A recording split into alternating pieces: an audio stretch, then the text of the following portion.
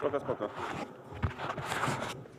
Wszystkie poblokowane teksty wymutuj sobie na X, bo będzie słychać, że będzie się układał.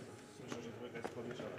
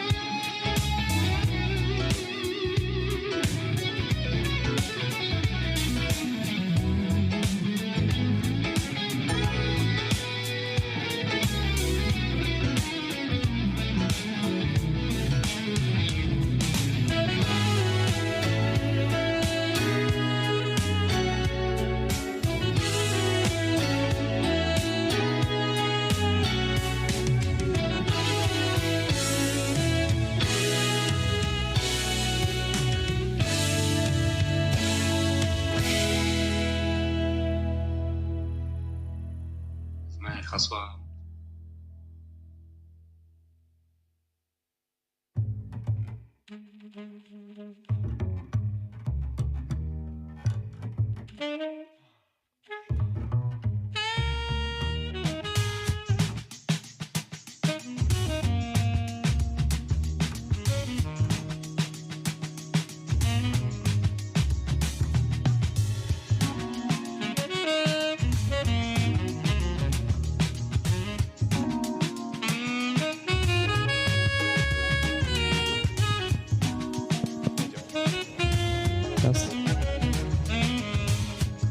Raz, dwa, trzy.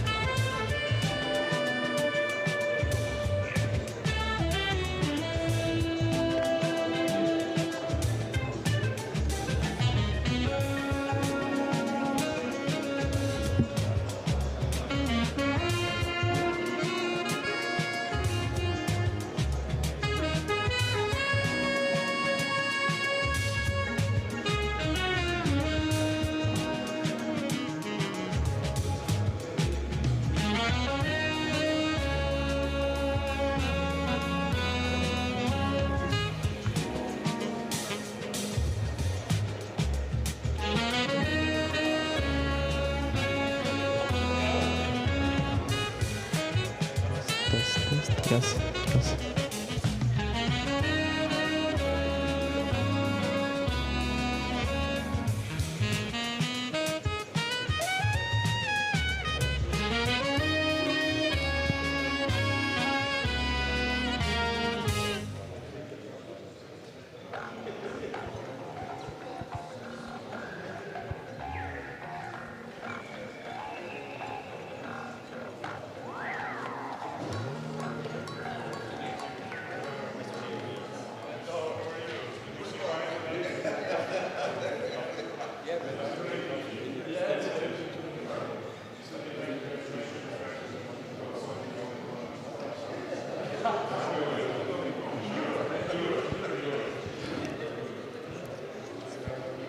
Ladies and gentlemen, please take your seats. We'll be starting the conference in less than 1 minute.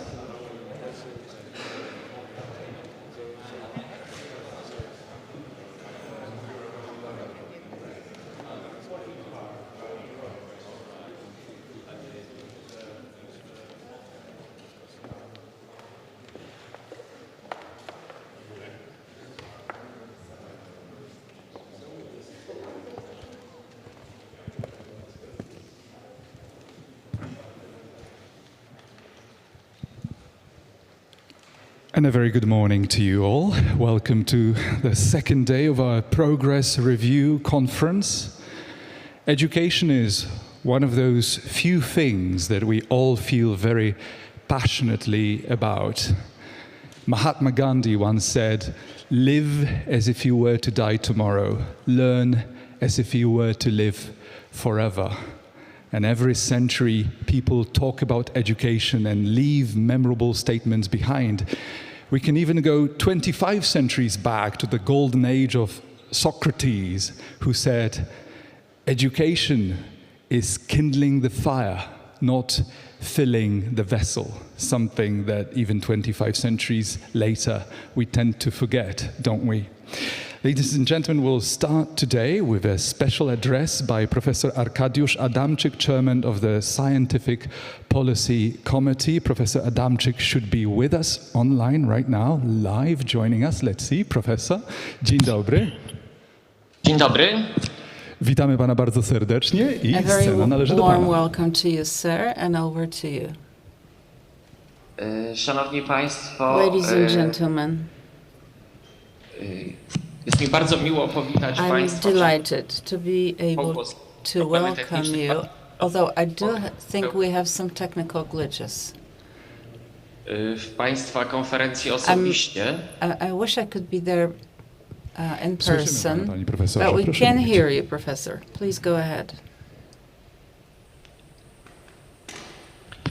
Szanowni Państwo, Ladies and bardzo gentlemen, thank you so much for inviting me. Państwa konferencja Your bardzo conference wpisuje się w cele, które przyświecały fits powołaniu in very Instytutu, well with the której mam objectives. przewodniczyć, I'm sorry, this is inaudible. A comment from the interpreter. Komitetowi Polityki Naukowej Państwa. The Scientific Policy przede wszystkim- Committee. Dwa słowa, na które chciałem tutaj zwrócić Now there are uwagę. two words that I want to focus on. Doskonałość badania Excellence naukowe. and research.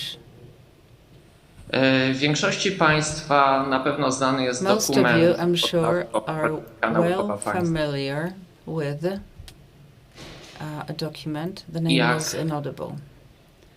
Jak zapewne Państwo, większość z Państwa As I'm zaznajomych z sure dokumentem, most of you know from the document, wiecie Państwo, że tematyka Waszego spotkania wpisuje się w and pierwszy I'm sure you priorytet know polityki very naukowej well państwa, that the a topic mianowicie w of your rozwój szkolnictwa conference fits in wyższego very i well nauki. with the first priority of the scientific Przede policy wszystkim of the state, which is my development jako of Komitet science Polityki Naukowej and Państwa będziemy education. We as zwracać the Scientific bardzo Policy Committee uwagę na are going to kilka aspektów właśnie podniesionych w tym look dokumencie. at Przede some wszystkim of the na aspects rozwój raised instytucjonalny i promowanie in the innowacyjności. document. First of all, the development Ministerstwu of Edukacji i institutions Nauki and bardzo promoting zależy, innovation. aby The wszystkie Ministry polskie uczelnie of rozwijały się Education w and sposób Science harmonijny, makes it a point aby that all the universities mogły can swoimi grow badaniami harmoniously, przysporzyć and that through nowych their przestrzeni, research they can create być new innowacyjne, spaces and be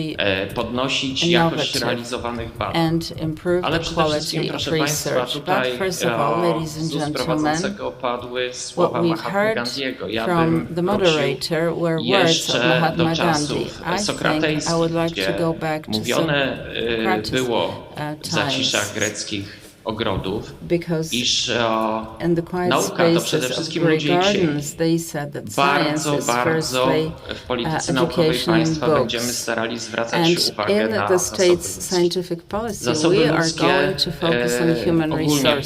pojęte. Od And that's human resources in the profesorów, general sense, którzy across swoim the border, doświadczeniem ranging przysparzają from professors kluby polskiej with nauce their i również experience that wytyczają nowe make kierunki Polish badań. science proud, and they Poprzez set the directions młodszych for new adeptów, research. poprzez doktorów, And then którzy będą przyszłością younger naszej nauki. scientists and No i przede doctors wszystkim też będziemy are zwracać and uwagę will be na the te future of sposoby our ludzkiej science. postaci And w human postaci studentów. resources, that is Księgi students. This zmieniają will be się. the focal Dzisiaj point. nauka to nie tylko księgi Books zawarte w change bibliotekach, ale because też today nowoczesna science and infrastruktura badawcza. education is not just books, Troską but it's also modern ministerstwa, a również jednym z priorytetów infrastructure for polityki naukowej science. państwa The ministry powinno być zapewnienie uczelniom jak should najlepszej provide możliwości universities pozyskania, korzystania z with jak the best najlepszej way to jakości obtain infrastruktury badawczej. top quality I przede research wszystkim, proszę Państwa, ta infrastructure, and that doskonałość should be one of the concerns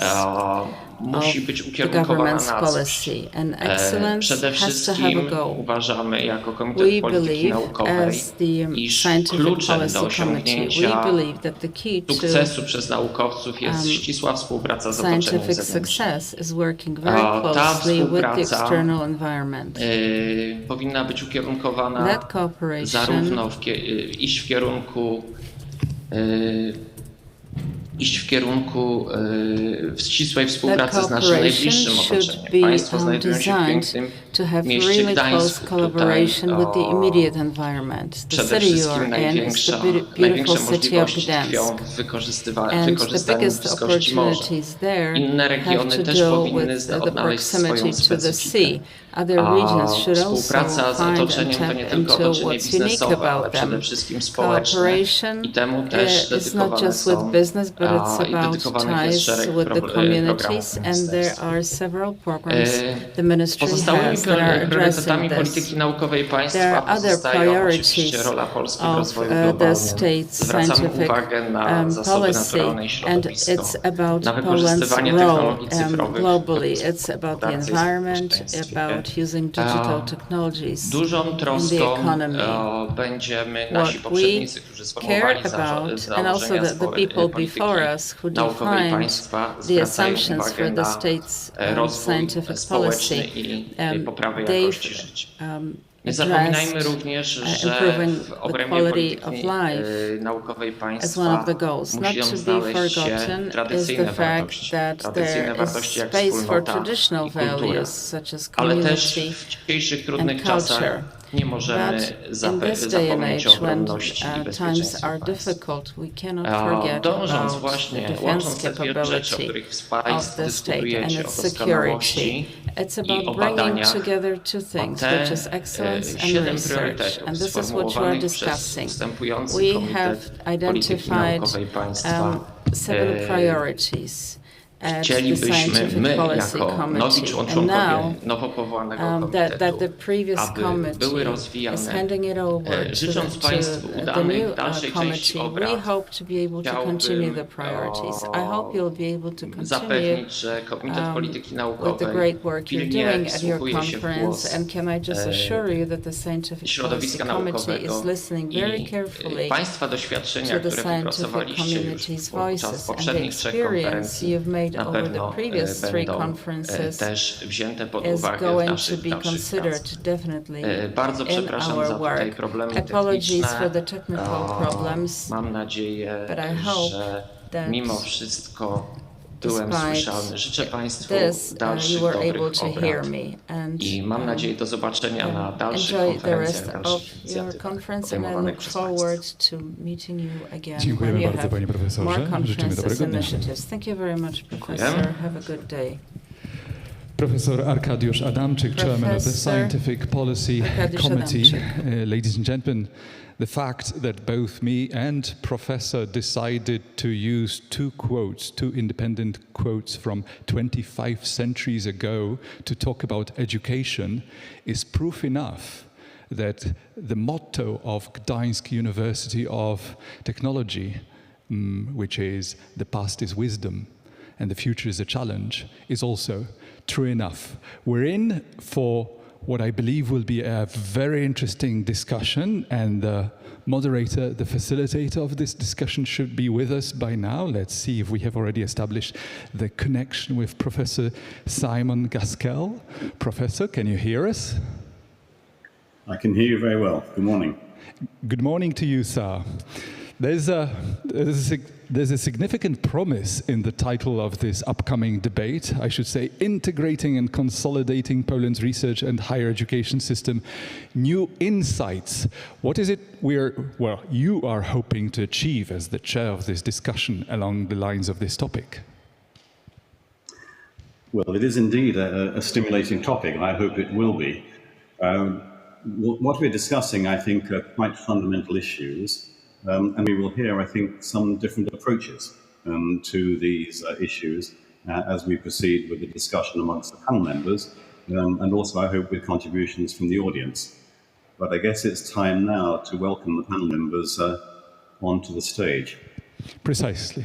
So allow me to invite our panelists. Adam Mickiewicz University in Poznań, represented by Professor Przemysław Wojtaszek. Sir, please join me on the stage. Medical University of Białystok, Professor Marcin Moniuszko.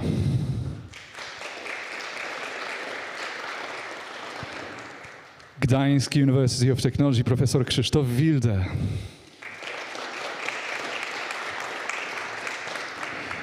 Nikolaus Copernicus University in Toruń, Profesor Przemysław Żywiczyński.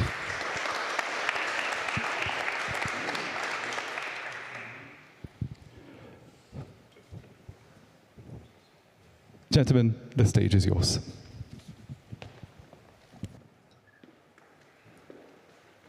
Thank you very much, and once again, good morning to you all.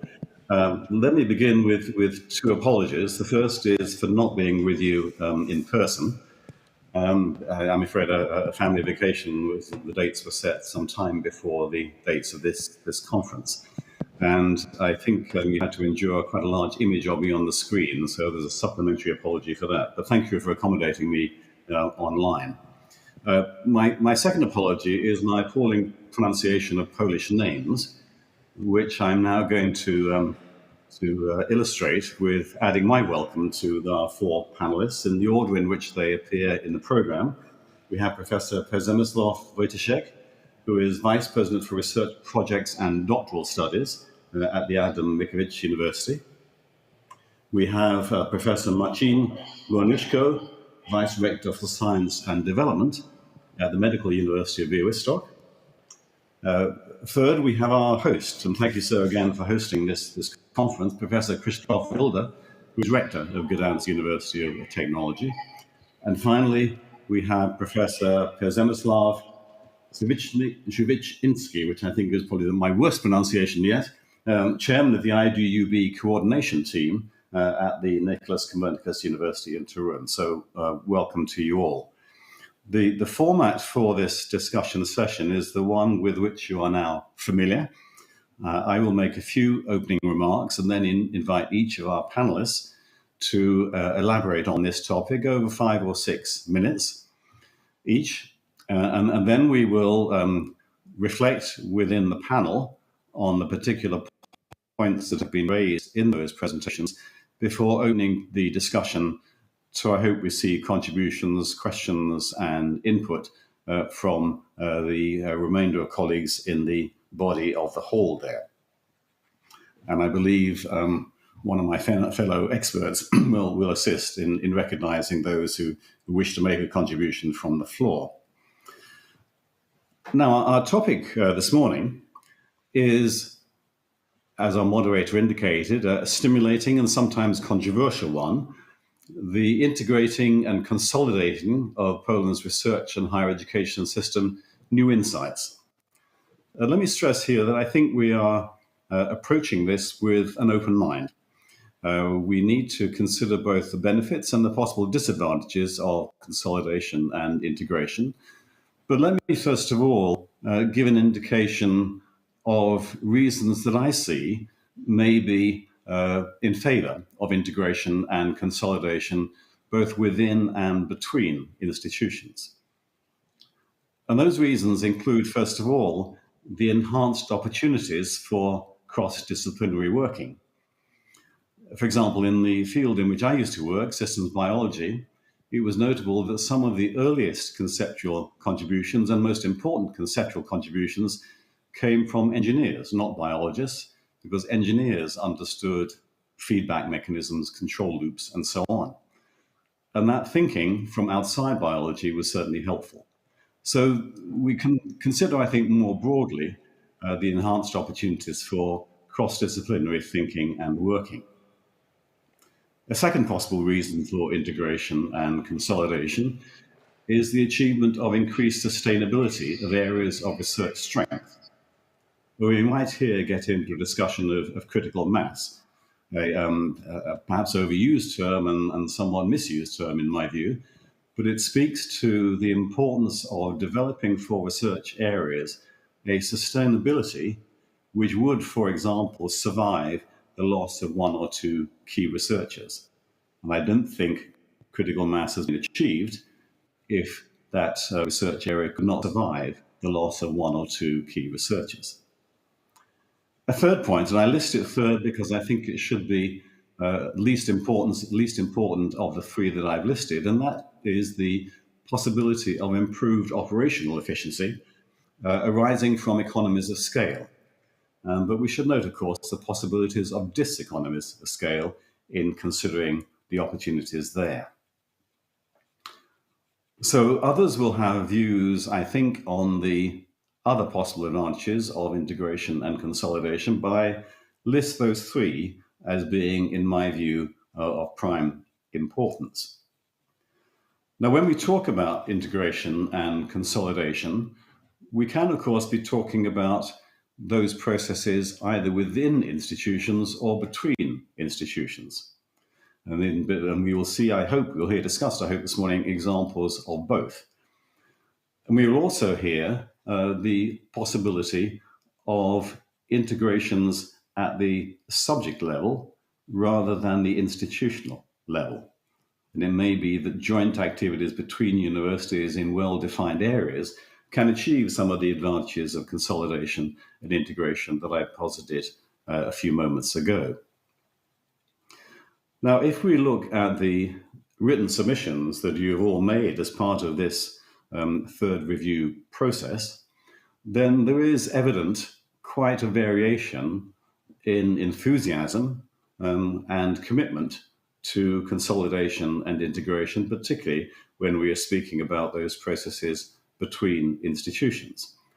And those approaches vary from, I think, a somewhat dismissive attitude in one or two cases to clear enthusiasm and indeed rapid progress towards consolidation and integration in other examples. And I hope the discussion will reflect viewpoints across that spectrum. Now, we should also be aware, as the questions posed to you as part of this review process emphasized, that as well as consolidation, integration, collaboration between universities, there is the possibility in Poland of those processes taking place between universities and research institutes. And there seems to be a wide acceptance of the value of such collaboration, a rather more hesitancy when it comes to talk of integration or consolidation with research institutes, whether they are from the PAS or LRN networks. And I think we might discuss in this session whether that hesitancy arises from a lack of enthusiasm for achieving those aims, or whether that hesitancy arises through some of the practical difficulties that might be associated with such a close working with the research institutes. That, I hope, will also come out in this discussion. One thing finally that I think we should emphasize, and this is based very much on my own experience of working towards consolidation and integration of universities within the UK, in particular in Manchester, where I was heavily involved 3 decades ago now. I think the final important point to make is that these considerations are very context dependent. And we may get into a discussion of what are the particular factors that may secure or influence success in integration and consolidation, even after the possible benefits of such integration and consolidation have been widely recognized in a particular context. So those are some opening thoughts, but I think it's now beyond time, perhaps, to ask for the contributions from 5 or 6 minutes each, please, from each of our panelists. And let's again do that in the order in which they appear in the agenda. So first of all, Professor Wojciech from Adamczyk University, please, your comments.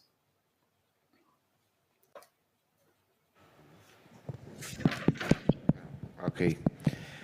Thank you very much. Thank you very much for inviting me to this, I think, very interesting panel.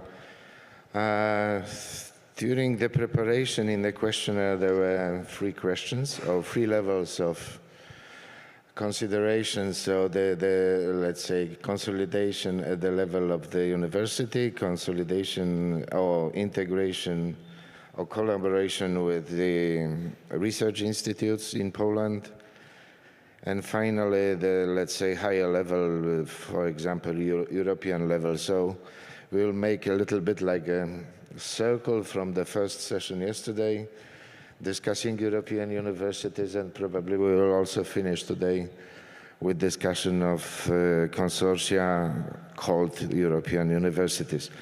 Poznań itself is historically, well, I think, justified case for the probably approach to integration, because we are the only university in Poland which was chopped by two pieces in 50s of the previous century by the communists.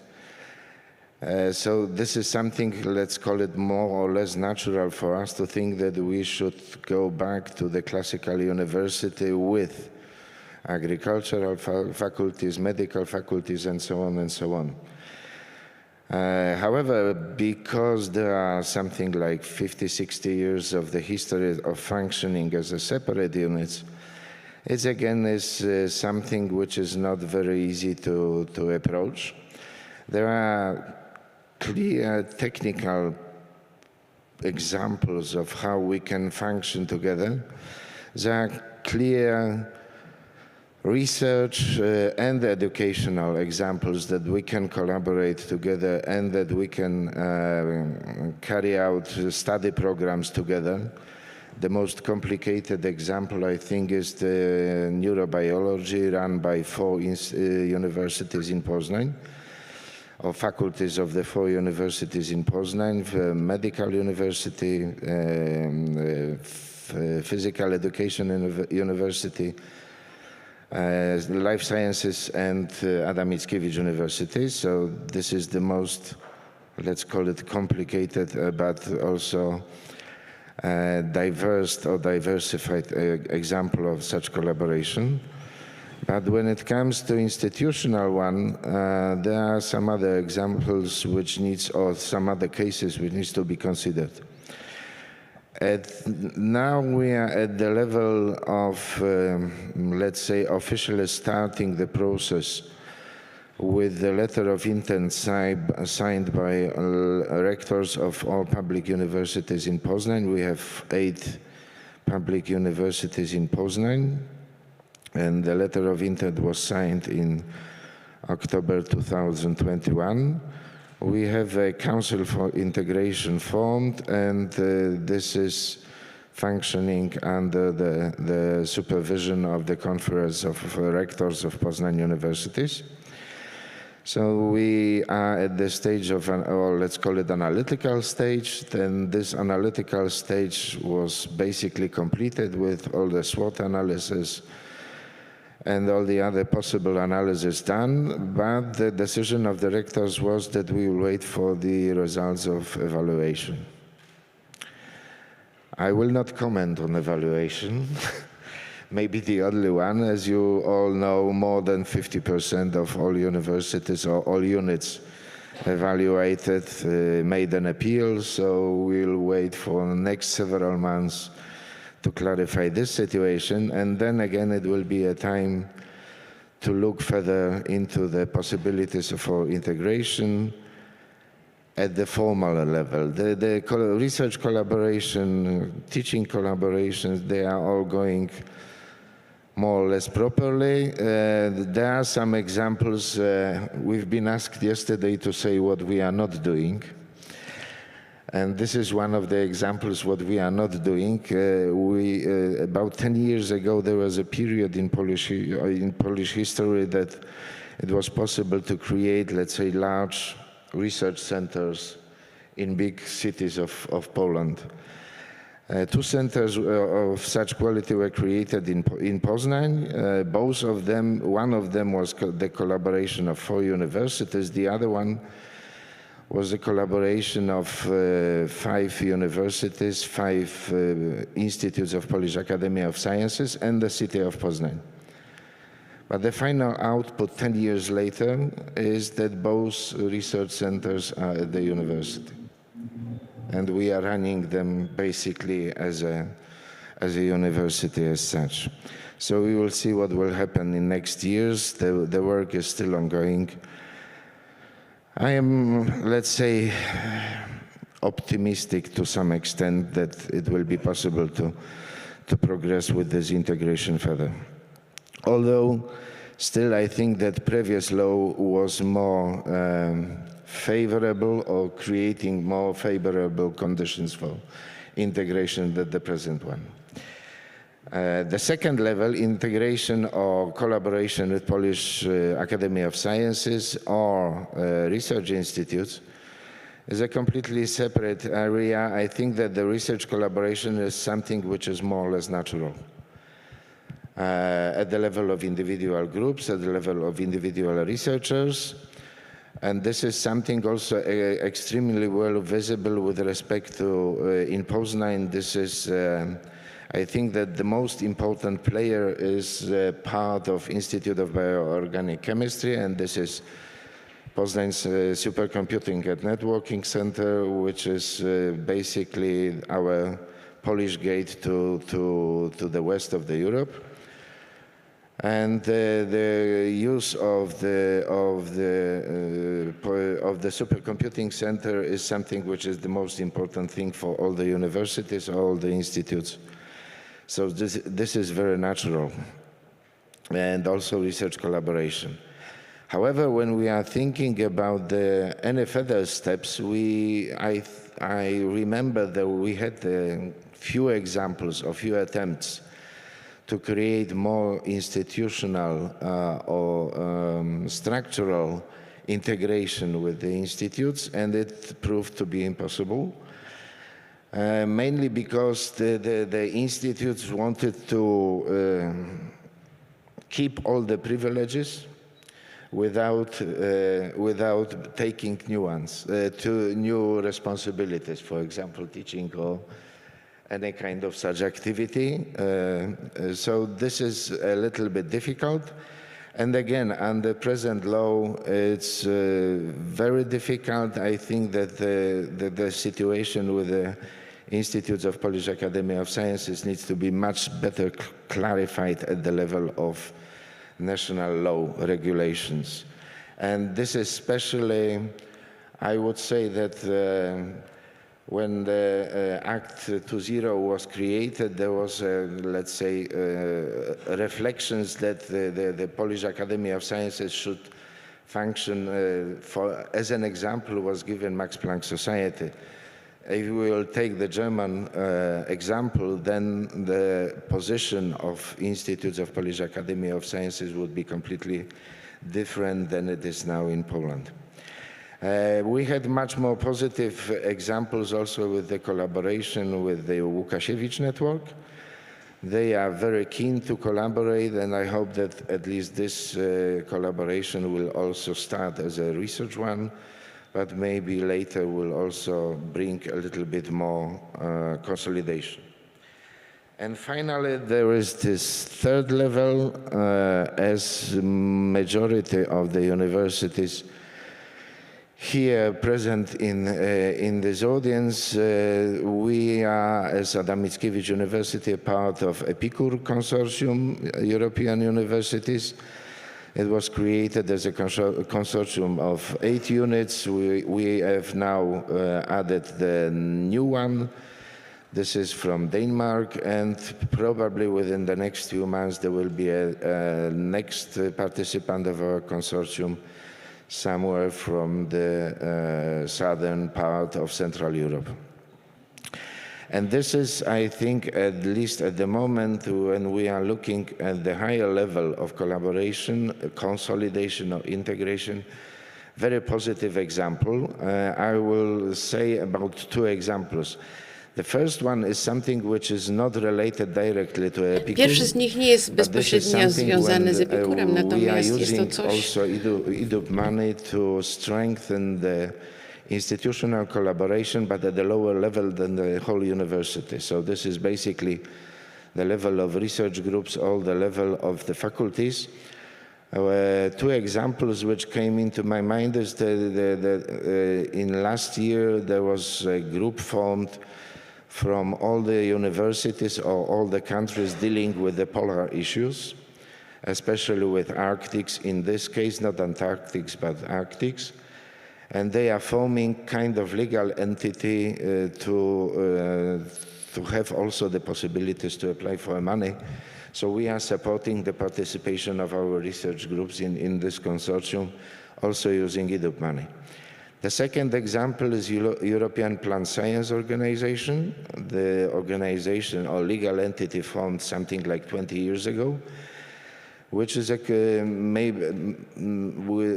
legal entity unifying about 200 universities and research units from across Europe to work on, how to call it, joint frontiers supporting plant sciences in Europe.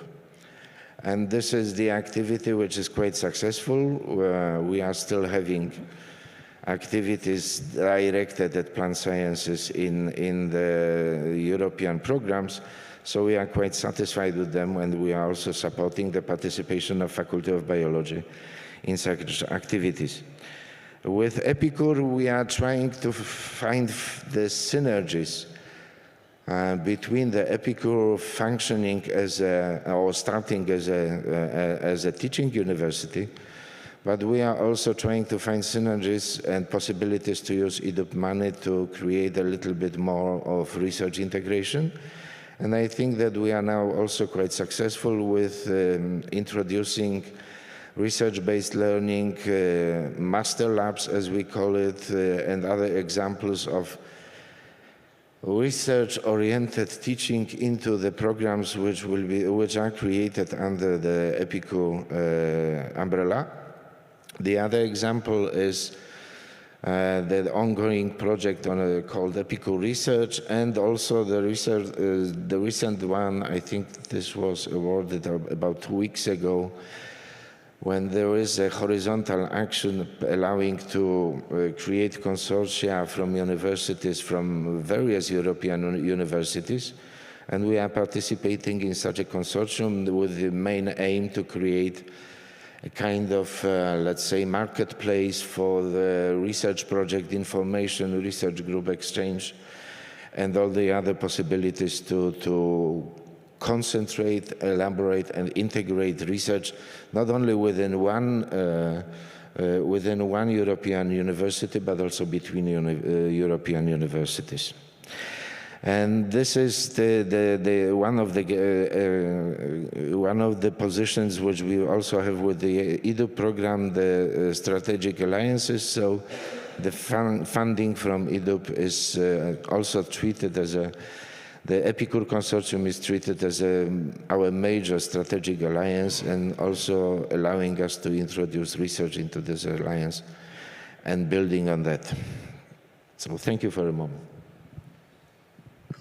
Thank you very much, Professor Wojciech. Some interesting points there, and I'm glad you related our discussion this morning to some of the discussions yesterday, in particular in relation to European networks, which, of course, there is now a bewildering array of different networks involved across Europe. It is, of course, important, I imagine, that within those networks, the specific Polish contribution should be as strong as possible, and therefore the issue of integration of effort with European colleagues doesn't necessarily obviate the need to consider integration within Poland as well. Several points of interest you raised there, which I'm sure we will come back to in our general discussion. But let me turn now to Professor Murdzek from Białystok and ask, please, for your comments. Thank you very much. Good morning, everybody. I'm really glad I'm the part of this session, since that will gives me an opportunity to share with you some examples of that, how EDUB funding has contributed to really very extreme, I would say, extreme tightening of collaborations on the local level as well as the national, international level. We consider the collaboration and consolidation of efforts really very seriously. I will start with the local level. I'm coming from a city that is 300,000 inhabitants, so there are 3 public universities over there. This is Medical University of Białystok, this is Comprehensive University, so-called Classical University, and also Technical University, Białystok University of Technology. And we have, I would like to give you some examples how seriously we take collaboration with these 2 public partnering friendly universities. This collaboration is so close that we have even decided to invite the representatives of this universities, 2 universities, to the council of the university. If we remember, this is this new body that has been created by the new law, by the Act 2.0, and the Council of University has the right to propose the rector. So in our reality, the representatives of our partnering universities have actually indirectly, I mean directly, but these universities, they somehow have the influence on choosing the rector of the Medical University of Białystok. And we are proud of it. That was actually, that has been done on purpose. We are strongly believe in collaboration and consolidation of efforts and actions. Since there is this discussion, ongoing discussion that is still asking the question, and also yesterday this question has been raised, what are we doing as these top 20 universities to consolidate each other, to actually unite, to decrease the number of universities in order to strengthen the actions. And we wouldn't mind. We are looking forward to it. However, there are some obstacles. There are some obstacles that make it impossible at this moment, but maybe in future. But we are not waiting just for the better future. We are strongly acting, we are strongly working right now, and we take it very seriously. Not only on the level of this council, as I said in the beginning, but also in real, concrete actions that we are taking, also thanks to EDUB funding that has helped us to create the critical mass with the help of these 2 neighboring universities, but also some other universities across Poland and across Europe. This EDUB funding has helped us enormously to tighten this collaboration. Just some examples. For example, if you remember, right now I'm just referring to our expert panels, our application. We decided and we set to ourselves the very ambitious goal that we would like to create the new model of medicine that we call high-definition medicine, that is built on something extremely difficult to achieve, very ambitious, but something that we strongly believe. So to believe the new rules of medicine based on the comprehensive analysis, not only the clinical assessment, evaluation of the patient, but also on the very detailed analysis of the genomic profile, metabolomic profile, and proteomic profile, radiomic profile, plus the very detailed description of the lifestyle and environmental different circumstances. This is extremely ambitious. This is the effort that is taking a lot of effort, and it takes a lot of dedication, energy, and also money, but most of all, people with passion. So we've started this path some time ago, and to actually be successful with this path, to build this actually the platform of this high-definition medicine, we need a strong collaboration here at the local level, but also across Poland and across Europe. So at the local level, for example, we've created something that we call artificial intelligence triangle. Artificial intelligence triangle, that actually triangle because this is us, Medical University of Białystok, this is Białystok University of Technology and University of Białystok, and everybody has something important to do. And I have to say, and of course I would like to thank, because if there weren't EDUB money for this, we couldn't have made it. And believe me, it's not just on the paper. I mean, papers, documents are somewhere, but they are not the most important.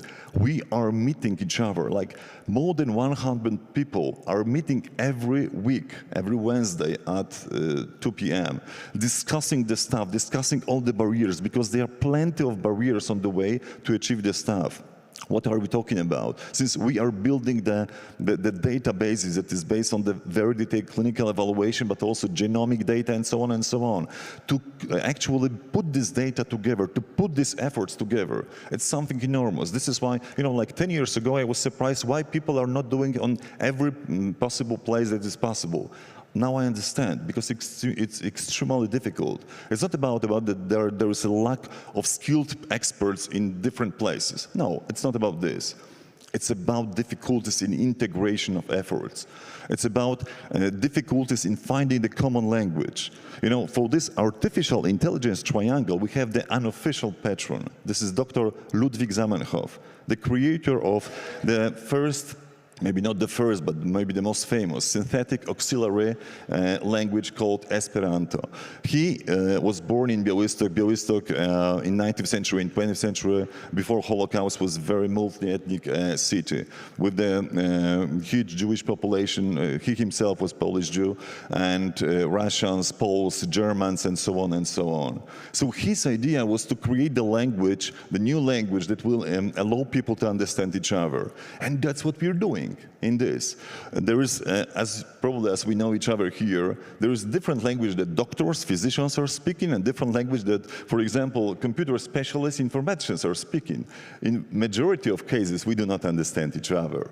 And this is the process. It doesn't start like this.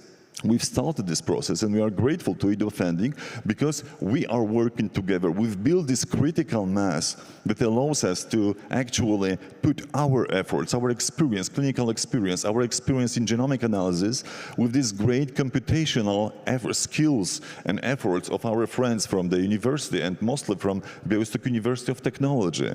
And we are doing stuff. This is working. This is not just the agreement on the paper that the rectors have met together and said, that's fine, let's do something. We are doing. Rectors are not involved. This is the real people working on this. And we have actually the example of successes. We've built a number of algorithms based on the genomic data, metabolomic analysis, and joint clinical analysis that are allowing us to predict the response to the specific treatments that can shape the prognosis of several diseases. Because that was our goal. That's what we promised in the application. We're going to build these grants for high-definition medicine. But somebody first has to build these very unique databases of patients. Not only patients with the clinical analysis outcomes, but mostly with this genomic, metabolomic, proteomic, radiomic data. It's extremely difficult. We have very few examples across Europe. Genomics England is one of these examples, and some not as many in many other places around the world, because it takes an effort. It's not about the lack of skilled people again. It's about finding the common language. And it takes an effort, it takes an energy, it takes a passion. So thanks to EDUPMAN and thanks to this that we can also reward, let's be honest, some people for their passion, for their willingness to collaborate together. We have built this critical mass, and this artificial intelligence triangle is just one of these examples, not the only one. Actually, what we are doing in this collaboration with other universities, I would say we are kind of mimicking the model that you as expert panels of this EDUP initiative have proposed 3 years ago. You've told us 3 or 4 years ago, pick your priority research areas and focus on them. Some of us were kind of reluctant. Why we are, so interdisciplinary? Interdisciplinary is something that is so crucial. Why have we find something that is priority if we have many priorities? And it was a good idea, actually. I can acknowledge at the moment. But we are mimicking this situation on the collaboration level. So, for example, with 2 other universities, let's start with this local situation, then I will briefly mention about the Polish Academy of Sciences. I don't want to take too much time. But at the local level, what we've done is we looked at our friends. We love each other, really. Those 2 universities, we are close friends with rectors, with leadership. We work very hard together. But, in the last evaluation, for example, Medical University of Białystok has received the highest possible scores, all the highest scores, and one of them, we have 3 disciplines, 3 faculties, all A, and one of them was A+. So we are very proud, especially because it has happened during the pandemic crisis. This has happened during the pandemic crisis, that we are, as any medical university in Poland, I'm not sure whether you're aware of the situation if we are discussing about the medical university in Poland. Historically and in Polish realities, medical universities in Poland are not just universities. We are responsible for the largest hospitals in our region. And in Białystok, in 300,000 seats, our hospital, our two hospitals, the children's hospital and the main hospital, are responsible for the entire hospital care, patients care in the entire region. So during COVID crisis, it was us who had to take on our shoulders. So in this extremely difficult times of pandemic crisis, we had to fight with the flood of patients that we had to dedicate. Actually, our staff had to kind of like leave anything and go to work, go to fight with the consequence of pandemic. And in these very difficult times, with this and other problems when you have with the hospitals in general. Because, for example, in university, we have 1,000 employees. In hospitals, we have 4,000 employees. And real patients. If you make a mistake at a university, people are crying. If you make a mistake in a hospital, people are dying. And we, as a university, we are the partner for the local government, for the government. They are not calling the director of the hospital. They're calling us. This is your hospital. What are you doing? Where are your money? And we are fighting for money for the hospitals, and so on and so on. So I kind of envy all the other rectors for the fact that they do not owe the hospitals. But what I'm just showing is that there are some internal obstacles for this institutional consolidation. Because, for example, the Białystok University of Technology or the University of Białystok, we would love to kind of consolidate to create one university. But when they look at us, taking responsibility and being involved in the patient's care with all these problems with the patient's care, they say, oh, come on, let's better stay away from this. And, you know, good luck. That's what they say, good luck. So we are picking the priority research areas in the other universities. We are looking at them, what they have the best, and we join the action, and we actually build these islands of consolidated areas of our common work, and we build our collaboration on this. So in the Białystok University of Technology, informatics, we do it together with them. University of Białystok, informatics, we are doing together. Sociology, we are running our cohort studies using the power of our friends from university. Polish Academy of Sciences, this is across the Poland. We have very, very close collaboration with several institutes, running a lot of grants, running common joint research. Some of these institutes actually located in our campus. So that makes this collaboration very, very fruitful. And we use, again, EDUP money for fueling this collaboration with this institute. And we have very good actually outcome, nature communication, scientific reports, very, very nice publication. There are many other examples. Just the last thing, if you, Professor Gaskell, if you allow me, it's not only about research, the last thing, education. We share the education together. So we have the common education programs. For example, with Białystok University of Technology and with Hasselt University from Belgium, with Turku University, with Madrid, with Spain, with Portugal, we share education programs. And also, last but not least, for example, we have built, again, thanks to the EDUP funding, we are starting a new study program, clinical biostatistics, together with Hasselt University from Belgium, but also Białystok University of Technology. This is something I think we are very excited about. It's about building the language for people who will understand large-scale analysis, because we are lacking, as Poland, this kind of skills. And this is, again, thanks to the very seriously taken collaboration on the local level, on the international level, and, to be honest, thanks to the EDUP money, because this is how we could have created this. There are many other examples. I don't want to take too much time. Thank you for this opportunity.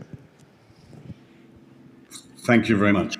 Your enthusiasm is infectious. I don't think you heard some comments I made a few moments ago encouraging you to wrap up, but we must move on to give our other panelists an opportunity to speak. So let's turn now to Professor Wilde from Gdańsk Tech to have your comments, please. Thank you very much. I also will give you the information about consolidation process from the point of view of Gdańsk. We have 6 universities financed by the Ministry of Education and Science and 2 Polish Academy of Science Institutes, so together it makes it 8 possible identities if you think about consolidation. And I want to go a little bit to the history. I was the one who was presenting the IDU program to Professor Loritz Holm-Nielsen, and I was enthusiastic about this consolidation. And then at the first conference, reporting conference, when I had a talk with Professor Loritz, he said, "Why are you going so slow with this consolidation?" So I was kind of sad, you know, that we are not doing the things right. And basically, sorry, Professor Holmes-Nielsen, but I think I was right, because we went slow. And I will show you the works we did.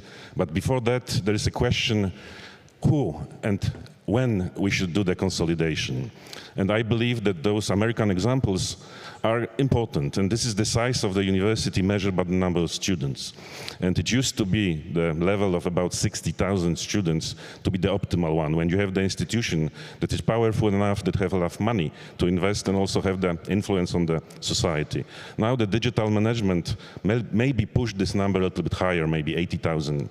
But then again, my point is that not all the universities which are in Poland right now should go to the consolidation.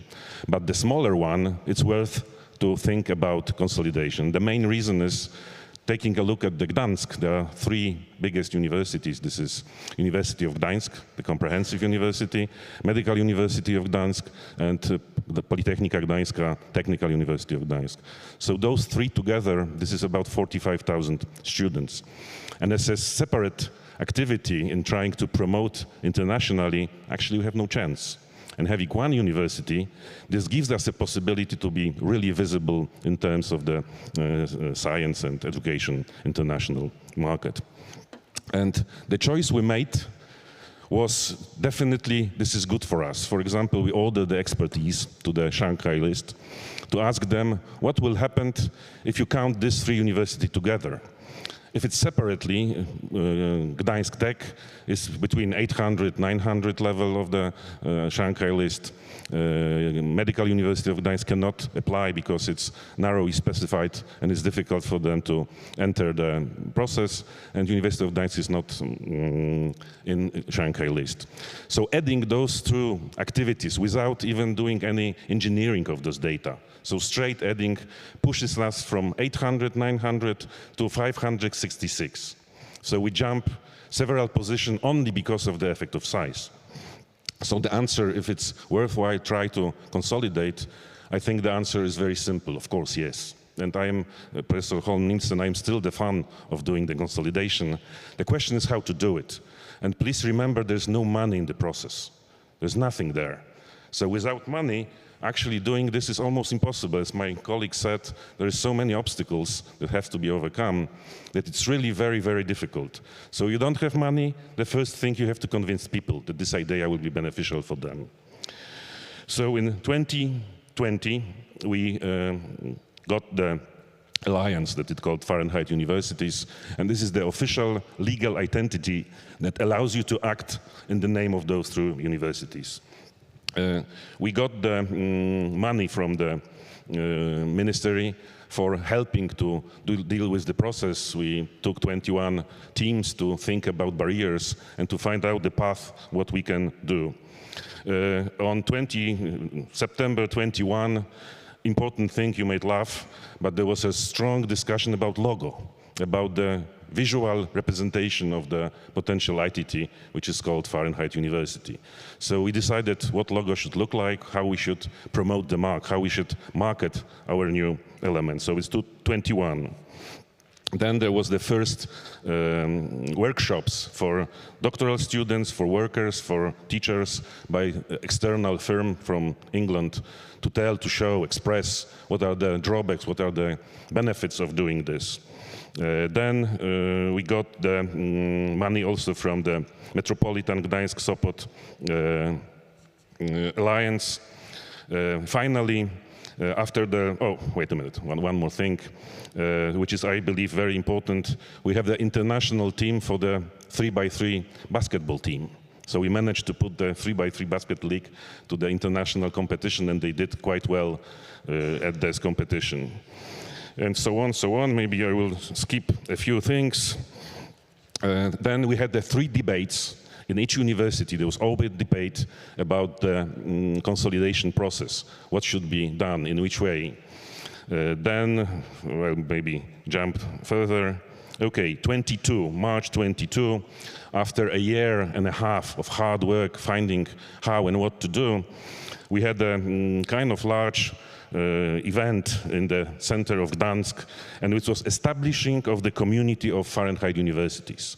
So we officially decided to have an act of establishing the community, trying to bring people together and trying to make them aware of what is going to be.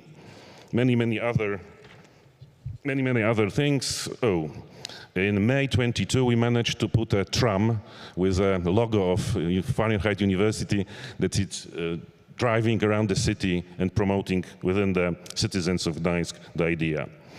Lots of any other integrating activities, like, for example, the workshop organized for scientists to find new possible interdisciplinary research. One success, there is a prototype of device for the COVID curing machine, device, I don't know how to call it, already in the process of production. This is the idea of scientists from Medical University of Gdańsk and from Polytechnic, Gdańsk Tech. Many other things. Finally, the city managed to give us money for the final scholarship. This is the scholarship for people coming from abroad and studying here in Poland in 3-hour universities. Maybe I will stop here. One interesting activity was also Picnic of Fahrenheit. 5,000 citizens came to play with their kids with our young scientists, showing their results, their possibility to learn and to play. So the answer to the question how to overcome the difficulty in consolidation, I believe the first thing is to convince the communities of those 3 universities. And we had 8 potential institutions interested in consolidating, but discussing this, we thought that it's easier to do it with a smaller number of those who are really interested in doing the integration, and the door for integration is open. So after we finished our process, I do believe that other universities that will be interested might join the Fahrenheit universities. And then the way the future university should operate, the discussion is if it's supposed to be federation or supposed to be one university. The long-term view is, of course, one university. But as I said, there is no money, and there is a very difficult process of doing all the work step by step. So I believe that the first step should be federation, where the autonomy of all 3 universities at the beginning is maintained. And then the joint activities, like making the universities visible, this Fahrenheit University in the future, this is a job for the next few years. So the answer how to do consolidation, in my opinion, in the reality of Polish engineering, Polish science and engineering and education environment is doing it very fast, but very carefully. If you would ask people to vote at this very moment, do you want to have one university? I believe after these 3 years, the answer would be rather yes. But then I'm not 100% sure, so all the steps must be done.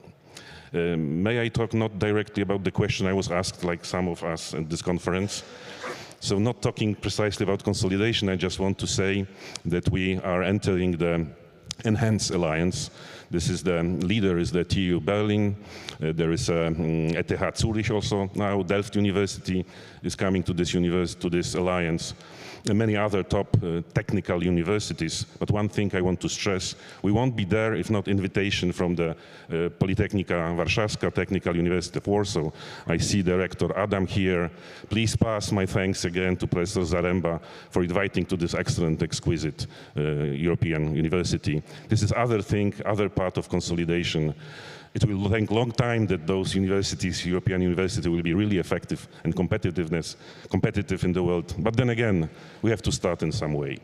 So thank you very much for sharing with you the information about consolidation in Gdańsk. Thank you.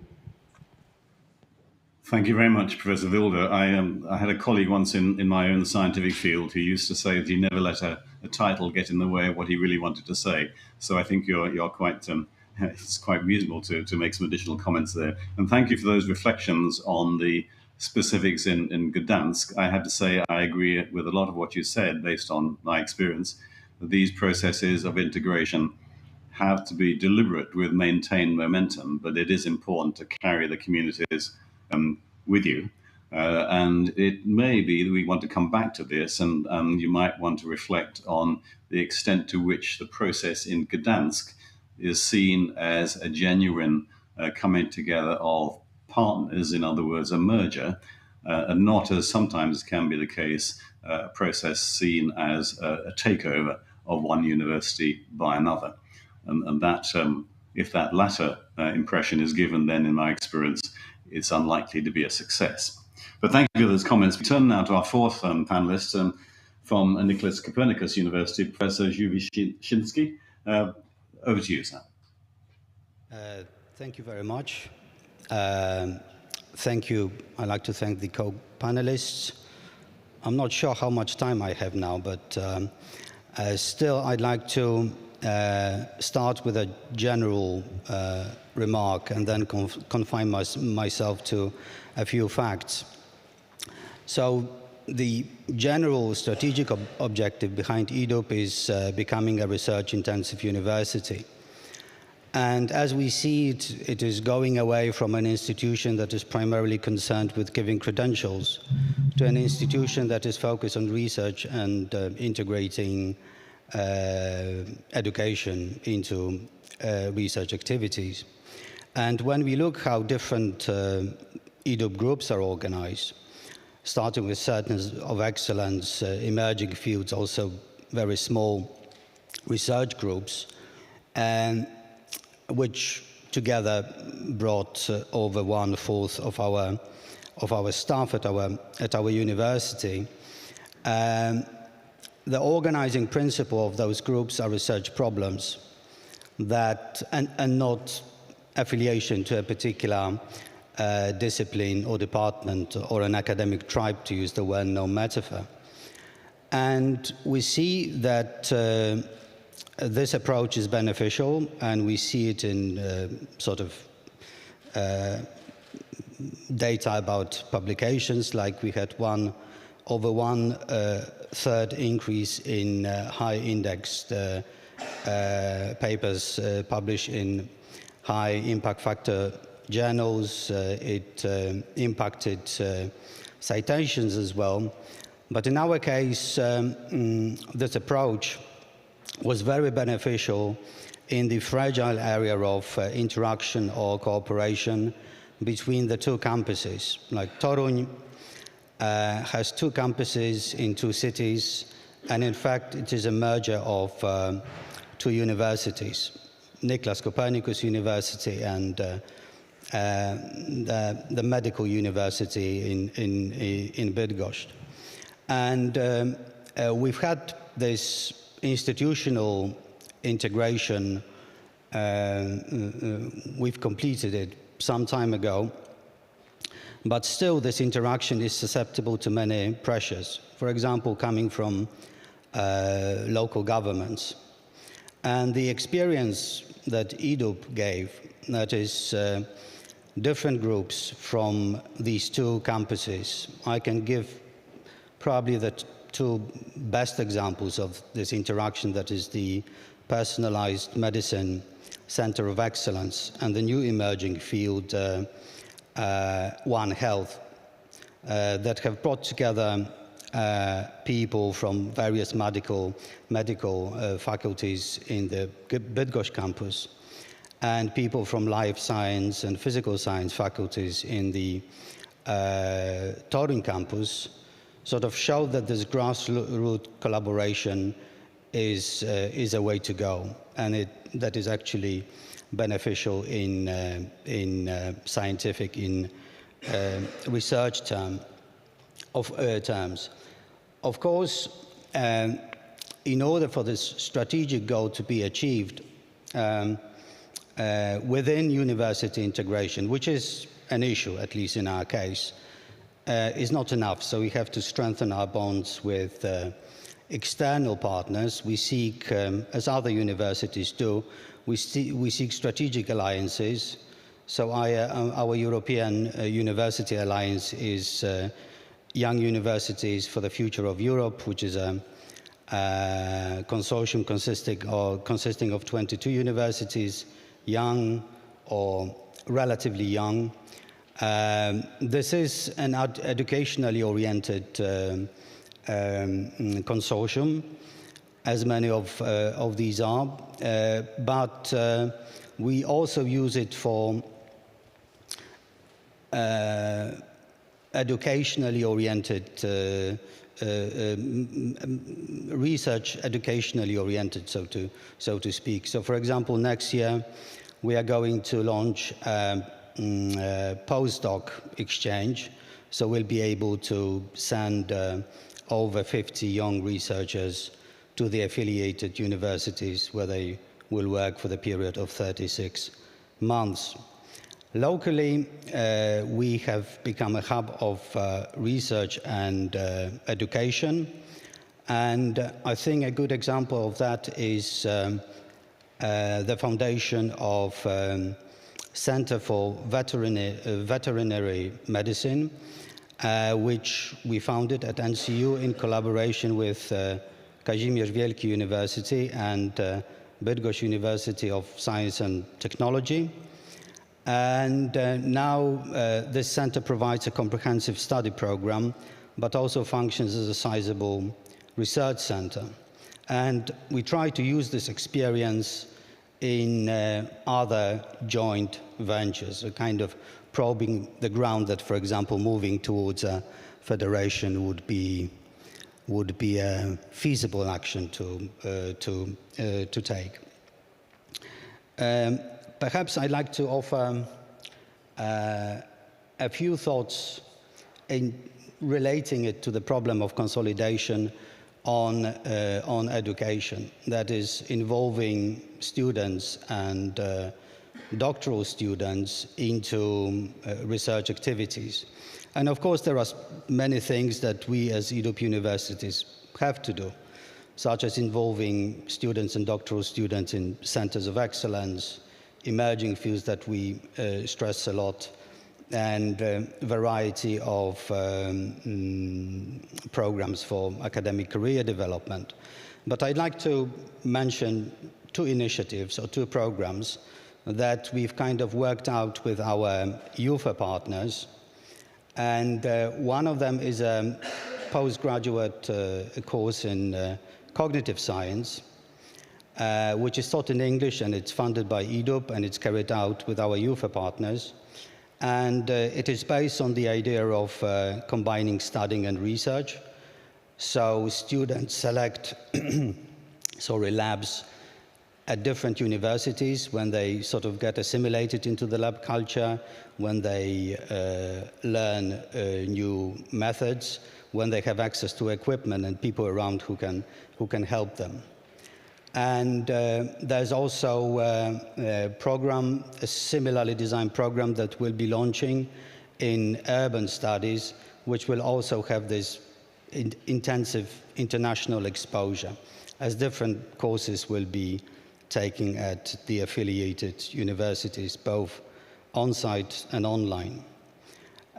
Nicholas Copernicus University is, in a way, in a unique and perhaps not a very comfortable position, because we are non-metropolitan university. So people, students, won't come to study with us because they'll be hoping to get jobs somewhere in the vicinity.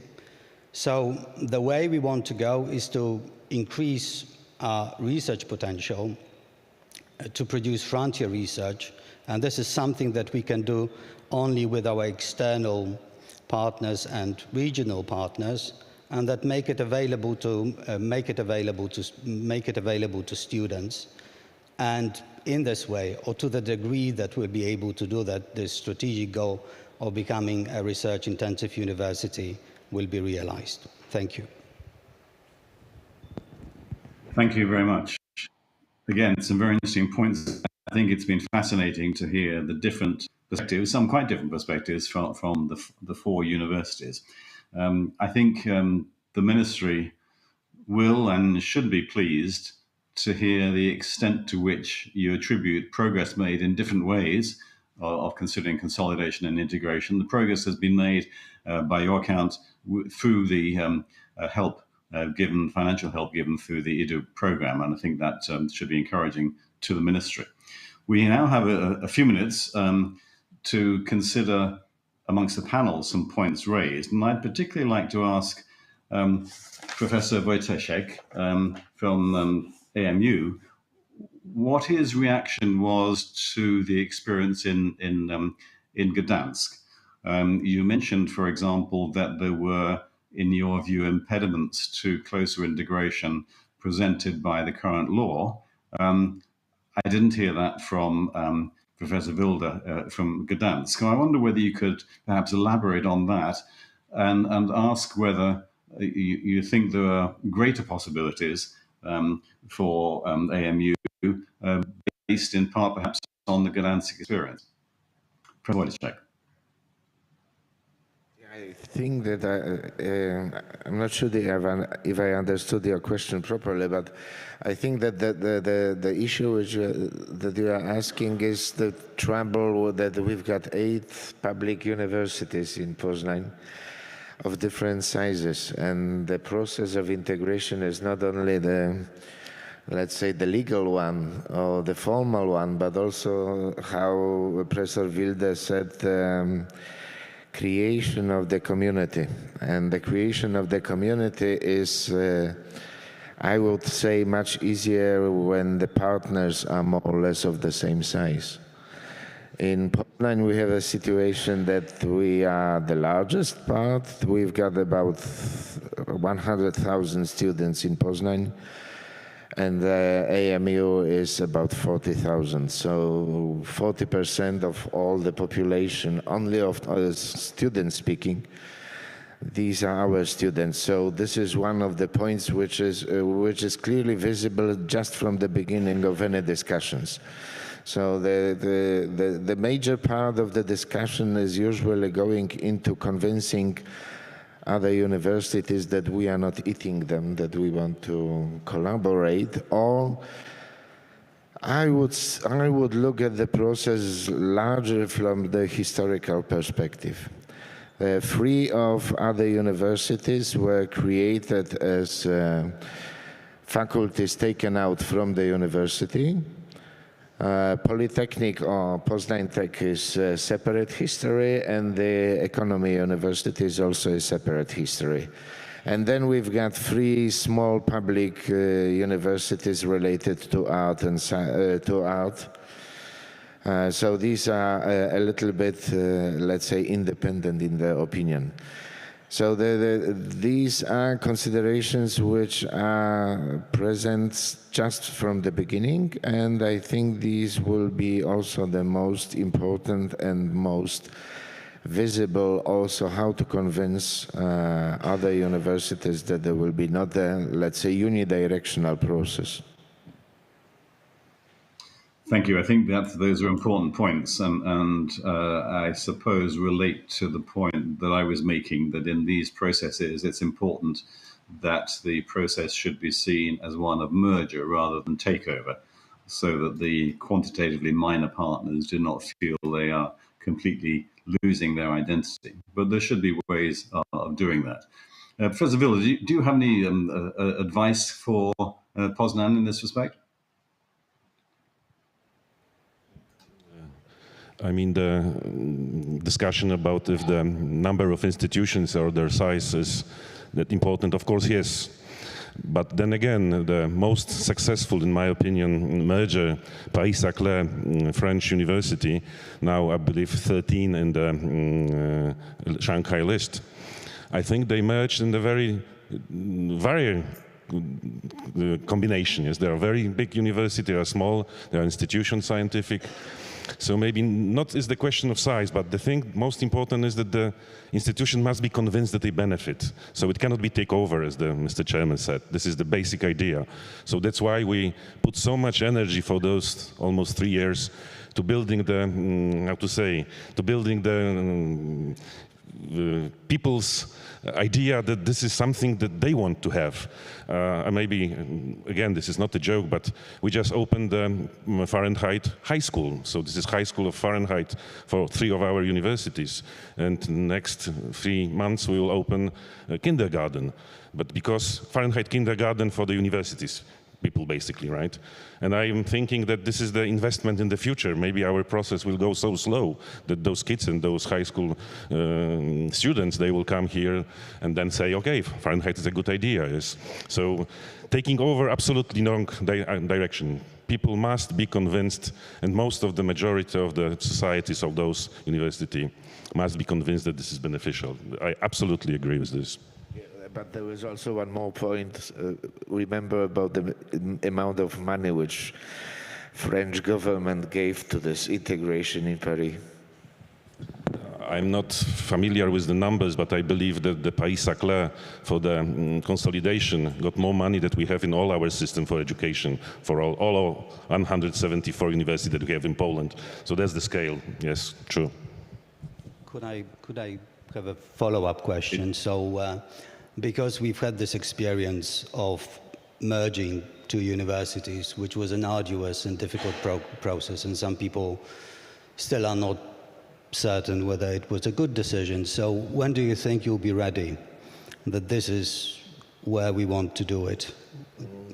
The problem is complex because there are many other processes that goes together, and like Warsaw University and Medical University of Warsaw, those 2 universities, they had already everything ready. They did the vote on the senates of both universities. So actually it was, almost done. But then again, there was election of the rector. And then in election of the rector, the idea of doing the merger generally didn't work up, yes? And actually it was used as an argument that maybe do it slower. Yes? So I'm saying there are so many processes that affects this very delicate way of making the consolidation, Professor Loritz, that we must be very, very careful. In my idea, in the most optimistic way, this is order of 3 years. That's hopefully way, and this is federation. Please remember, this is not one university, it's federation, so it has the common activities, but basically the autonomy stays with the rector and stays with each university. And then the process of further consolidation, this is again 6, 8, 10 years. Hard to say, maybe this is more the dream than the true way how to engineering way how to design the process and make a real timetable. I say not now, just first do the federation and then search for the benefits, search when you can do things better if you do it together. And again, I will say, especially international recognition, this makes a difference, yes, because the Fahrenheit University has a chance to be seen abroad, yes, and the 3 universities of the size of Polytechnic of Gdańsk, it's very, very hard, yes, this is almost impossible in my opinion. Thank you very much. I think we need to take questions or points from the audience. I am now at a disadvantage, so may I rely on colleagues on the stage to identify anyone from the audience who wishes to make an input at this stage. If there is none, then I have some other points that it might be worth raising. But is there anyone in the audience who would like to make a point?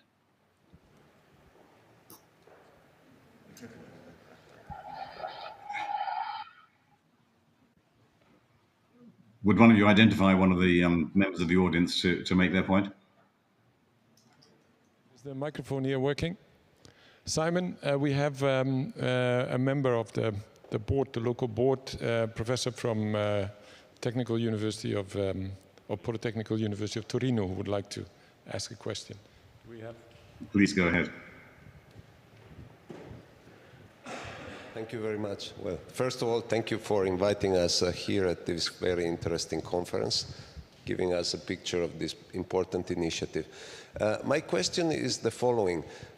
We have heard both yesterday and today. It's actually a question and a comment for the panelists, also for the International Committee, and maybe also for the people of the ministry. We heard both yesterday and today many references by the panelists with, let's say, justified pride related to the fact that their university was participating in a European University Alliance. Now, we have seen the first wave of European University Alliances launched about 3 years ago, which is more or less synchronous with first awards of this EDUB initiative. So the babies now are almost 3 years old. My question or comment is, could it be interesting, in your opinion, to establish from the midterm moment and maybe for the second edition of EDUB, some kind of coordination between the future EDUB and the European alliances, also considering that one of the, if we may say so, weaknesses, current weaknesses of the European alliances is the almost total lack of research funding, and this is a very targeted national initiative in that direction. That's my question. Thank you.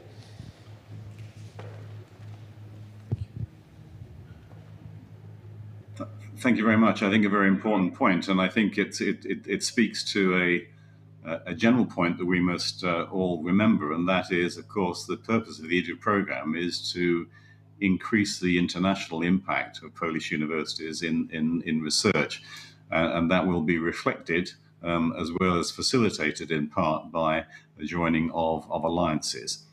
But comments from colleagues on the stage in relation to the possible connection between these alliances, European alliances, and the EDU program. Professor Wojciech, you have your microphone raised. Yeah. My comment will be going in two ways. The first one is that we are now after the second round of funding for the European universities. And at that stage, it was not necessary, but any further funding will be possible only to alliances which will form kind of legal entity. So which means that there will be not let's say, a consortium of some number of universities, but the applicant will be a legal entity. And there are, of course, several possible approaches. We've heard yesterday about the consortium which already has created a kind of legal entity, and in EPICUR we are now at the discussion which form we will take, and it will most probably will take the form of the federation, loose federation of the universities, but we will create a legal entity who will be the applicant. The second point is much more difficult. And this is, I would say that creation and the functioning of the European alliances, European universities is the top-bottom activity. But for the research, we are going another way. In this way, creating alliance, we are creating possibilities for the research groups to collaborate. And we see this also in EPICUR, because, for example, we are now in the process of, in EPICUR, we've identified something which we call EPIC challenges. And EPIC challenges are, as usual, I would say for today, this is migration, mobility, integration of the society within societies. This is sustainability, and this is the energy. And for these activities, we are creating possibilities for our groups from all the universities of our alliance to collaborate and to apply for research grants together. So this is our, let's say, way of dealing with this problem, that there are no real money for research at that stage of funding. Thank you. Professor Wilde. I understand that now can you hear me? Yes. Now the EDUP program and the European University are independent, and I understand your thought that maybe there should be some interconnection in both processes in the future, and I think this is interesting thought worth about elaborating on. Thank you.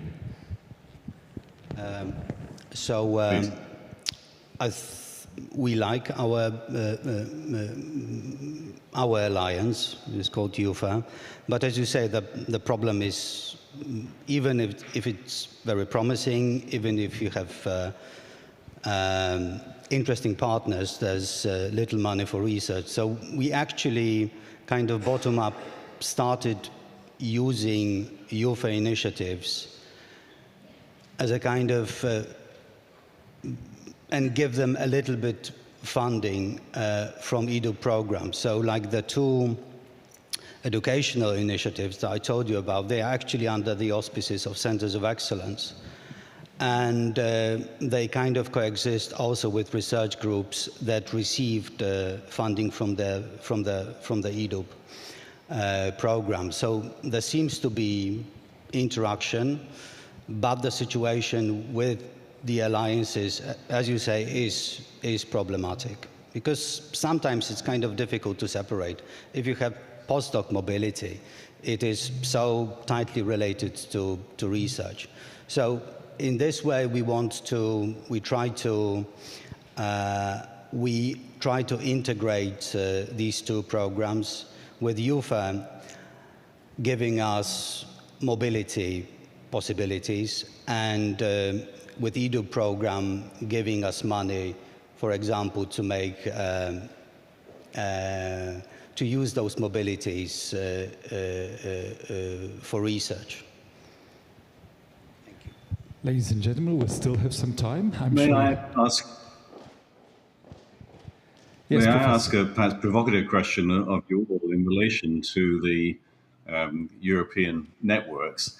It seems to be inevitable that some of these networks will acquire a higher stature than others. As has been pointed out, the formation more or less coincided with the start of the EDU program. And I wonder, with all the progress that Polish universities have made with the support of the EDU program, whether your universities would have selected the same networks to join now as they did 2 or 3 years ago. May I start this time? A little provocative. Yeah. Actually, and this is not somehow just for the purpose of the moment, but really this funding that we were able to achieve for the program, the EDUP initiative, has made it possible to revive some collaboration that were dead till the time that have started, for example, 10 or 15 years ago, and then they were just extinguished because by the lack of funding. And nowadays, thanks to the funding, we really could have started the really acting, very, very active network of collaboration in the field of research and education as well. And this is something that, and I think that was a very good point, that all the activities should be related to each other. European universities, EDUP, and so on and so on. And Horizon, for example, we were able to merge the Horizon related activities with EDUP, I think, very, very nicely. So, for example, for the Horizon program, when we were the leader of the grant, we were running the international PhD studies for a scientist that could get the knowledge in both biostatistics and biomedicine. And we used our collaboration within, for example, also with the help of the EDUP funding to spread this collaboration and to use these PhD students as contacts with some new places all around Europe, all around the world, actually, when we could, with the use, for example, of this Horizon PhD students, to start some new areas of activity. And the same with education on the graduate level and on the PhD level. Since the number of PhDs differences, that we have right now in English, with the use of with the active participation of the researchers and reviewers and promoters from all around Europe is increasing right now. It's just enormous. It wouldn't be possible without this funding. But the crucial point, and I'm really happy that in the second and the last day of this conference, we have mentioned this, merging not only the institutions, but merging the activities, merging the sources of funding towards the common goal. So the educational financial sources with research activities and with some other programs. So I'm personally grateful for this suggestion. I hope that will translate to some other possibilities to fuel these activities, unless, of course, they will be decided, and I hope it will be decided that at some point somebody, the panel, the ministry will assess what is the so-called efficiency so far of the efforts. Because as you perfectly know in this room, as healthcare sector, as well as universities, we can absorb any kind of money with no problem, with no effort. But this is a matter of efficacy, efficiency of how we spend this money, what is coming back, what is the outcome that we can show you. So we are not afraid, so we're looking forward to this evaluation. But we hope that, and I'm personally very, very happy that we are talking about this, merging research, educational activities towards this common goal. So thanks for that. Thank you, Professor Wojciech. Yeah, I have to say that I can say that yes, we will choose the same consortium, because the question several years ago, we've been as a university, we've been involved in creation of 2 alliances, and so the decision had to be made which alliance we will choose. And I think that I will say that we would choose the same again, and then again, going back into our discussion on integration, our Gdańsk Tech is the participant of another European alliance. So this is the question, which is the question for the further years. If we are talking about the integration and the participants are partners in European alliances of different types, of different kinds, then we are stuck again with the next level of integration and the question how to deal with this. Thank you. Professor Wilde. We are really happy about our alliance, and we just joined them, and so it's enhanced, excellent, and so on, everything the best. And may I again talk about a little bit different thing, which is not tackled today. It's about law. So actually right now the law about the federation and the law about consolidation is really bad. And here I would like to ask the experts, the committee, please help us. You might be one element in convincing the changes in the law that we are actually currently now trying to arrange and will force them to do.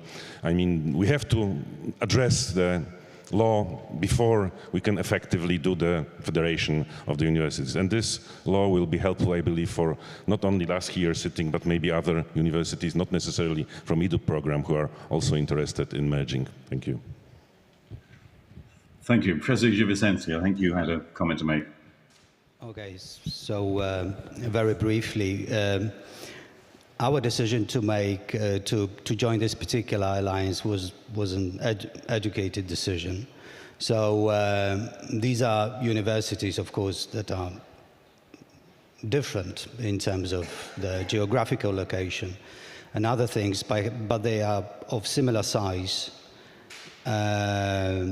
They tend to have sort of similar research profile. So there seems to be enough similarity for us to meaningful work together. Yes, so we would join the same alliance or some very similar alliance. Good, thank you very much. Helpful comments. We have time, I think, for one final question from the audience, if there is one. Otherwise, I'll make a few concluding remarks.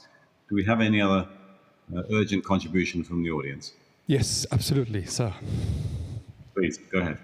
Yes, thank you. My name is Mika Hannula, Vice Rector of the University of Turku, Finland, and I'm really honored to be part of this ambitious process of you. As we all know, human capital, intellectual capital of any university is the most important capital what we have, practically speaking. And it's very important to understand and know what the university community as a whole thinks and how they feel. So what do you think, how aware are you of the way the university communities in each university of yours think at the moment? What is their willingness to this federational consolidation? That is my first question.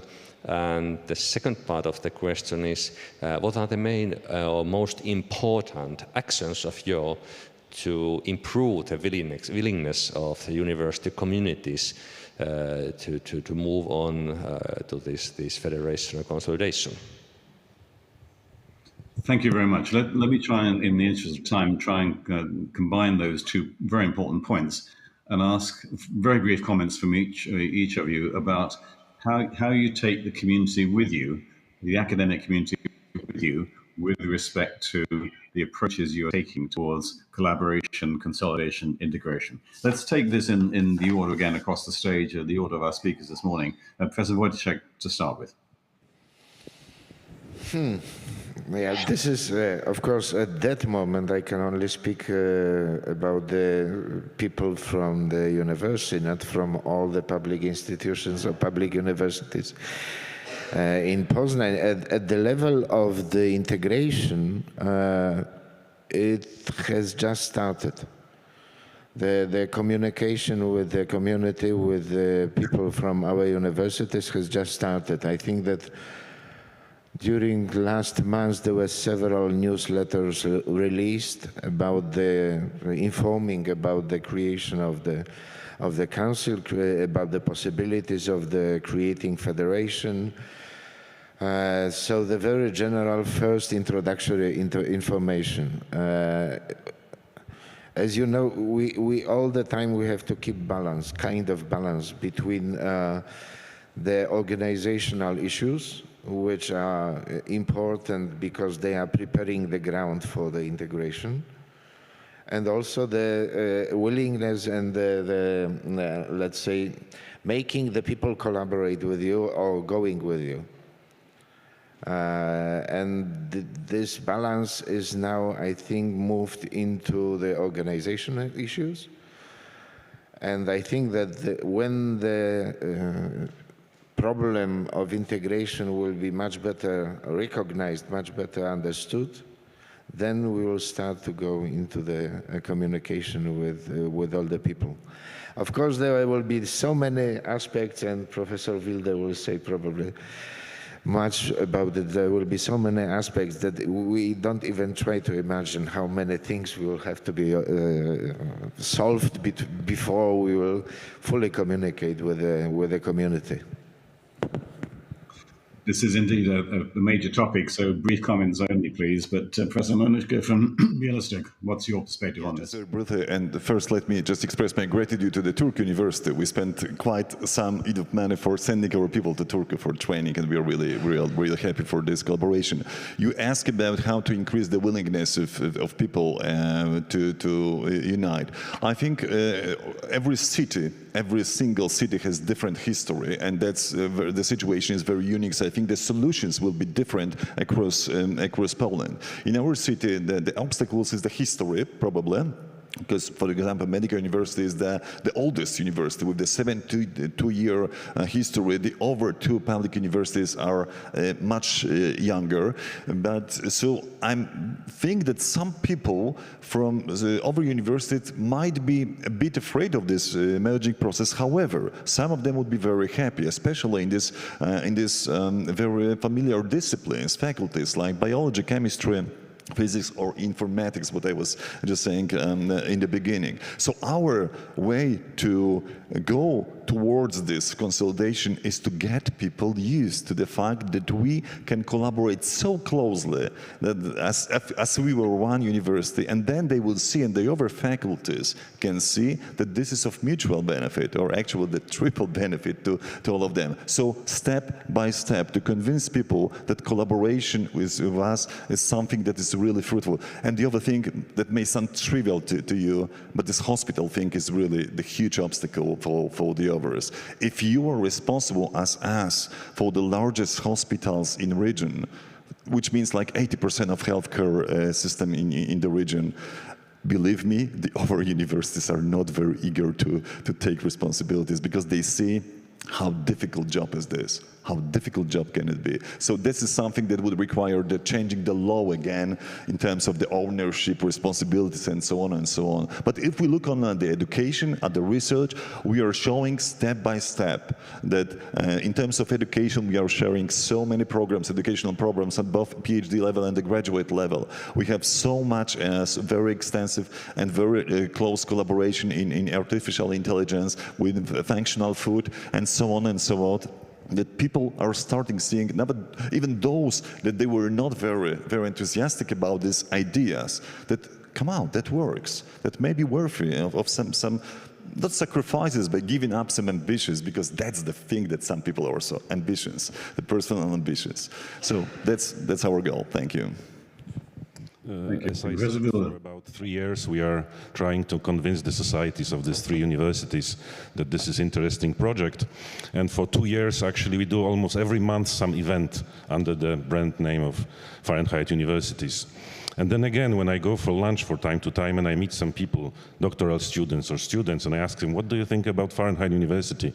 I never heard about this. You know, there's lots of people, although we market it really a lot, they say, I never heard it. I don't know what they're talking about.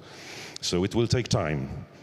And actually, the other thought I want to say, we had this workshop about SAMS company, which advises in the merger problems of the universities, actually specialized in doing the mergers of the universities. They said that the people who oppose, those who are strongly against, they never act at the beginning. They always are active in the very end, when you vote the final decisions, yes? So I'm aware of this, that this process of informing people, convincing, trying to tell that this is your idea, will be still going on, and it will be endless, in my opinion. But then again, I think that the idea of merging, at least in the 3 universities in Gdańsk, and then after that maybe 8 institutions in Gdańsk, I think this is beneficial for us. We are not in the major part of the Poland with the largest industry, so this is a chance for us to be visible, especially abroad. So we will work on that topic. Thank you very much. Thank you. Final word then, Professor Żywiecki. Thank you. After our last merger, we are not planning any top-down mergers, so we would like to use EDUB money to create conditions for this grassroots integration on the level of research groups, also regionally between 3 major institutions that I've mentioned during my presentation, and then test the efficacy of these initiatives and perhaps use it later as a platform, or to probe whether there is whether there is any feasible chance for federation of any sort. So this is how we would like to go about it in terms of EDUB. And relating it, perhaps a few words to address the question from the audience is, it seems that the biggest challenge for EDUB is for this not to be seen as an elitist program.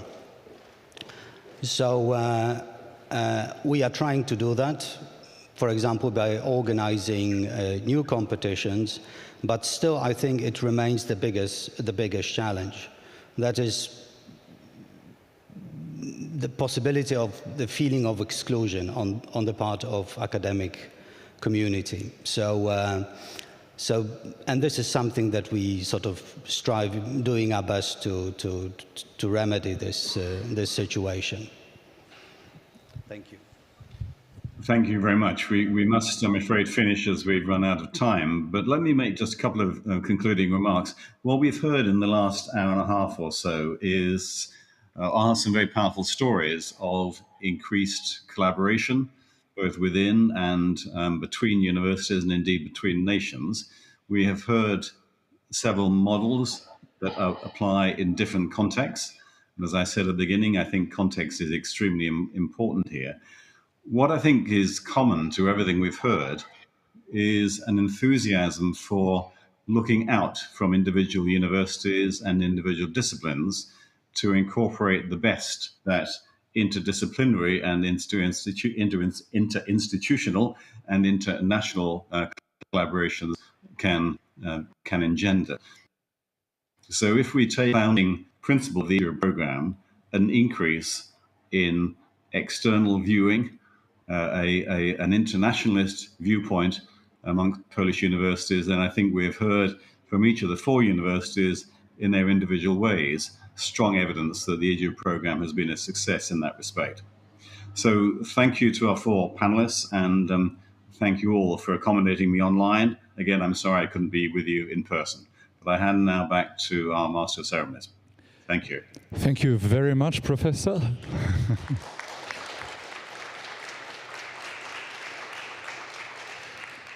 Ladies and gentlemen, I'm sure we'll all admit it is an achievement in its own right to facilitate a discussion when you're in a different country altogether.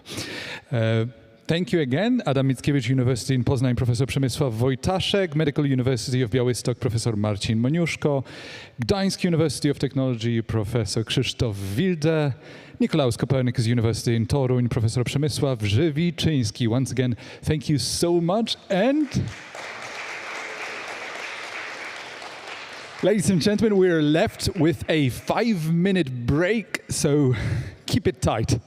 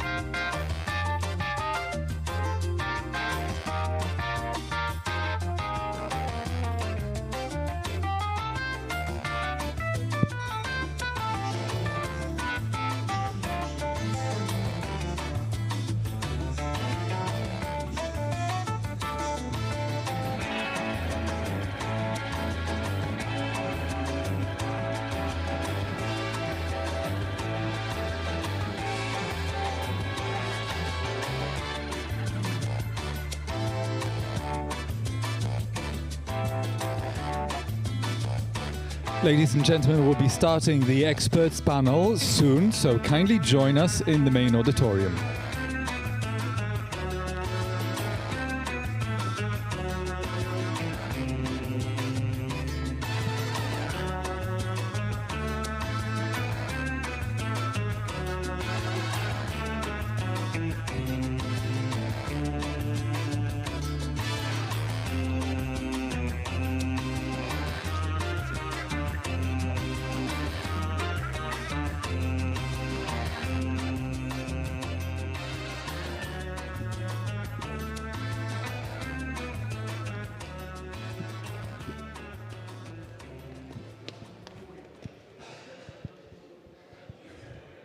Ladies and gentlemen, we definitely want to go to the experts panel in hopefully less than 2 minutes.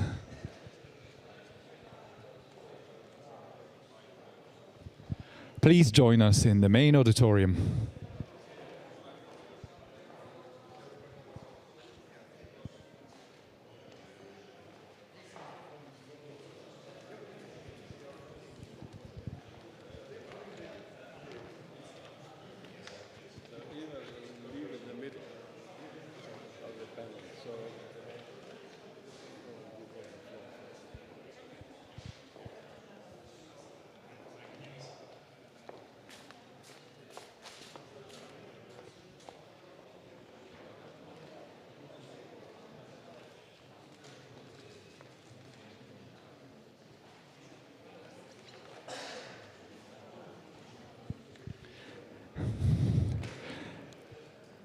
And it looks like we're almost ready. Ladies and gentlemen, kindly take your seats. We'll be starting our experts panel shortly.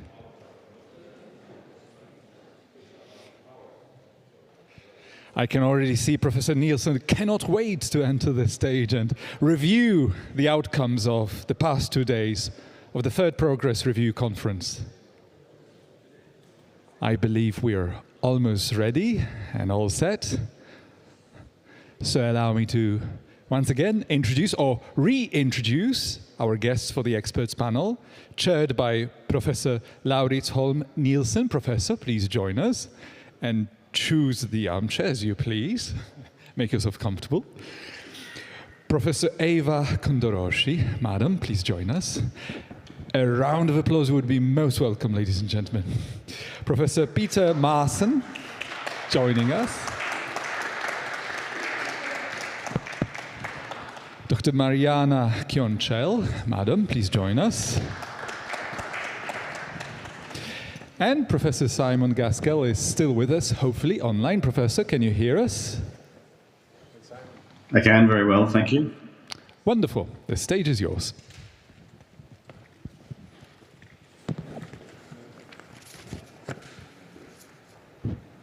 Thank you, everyone.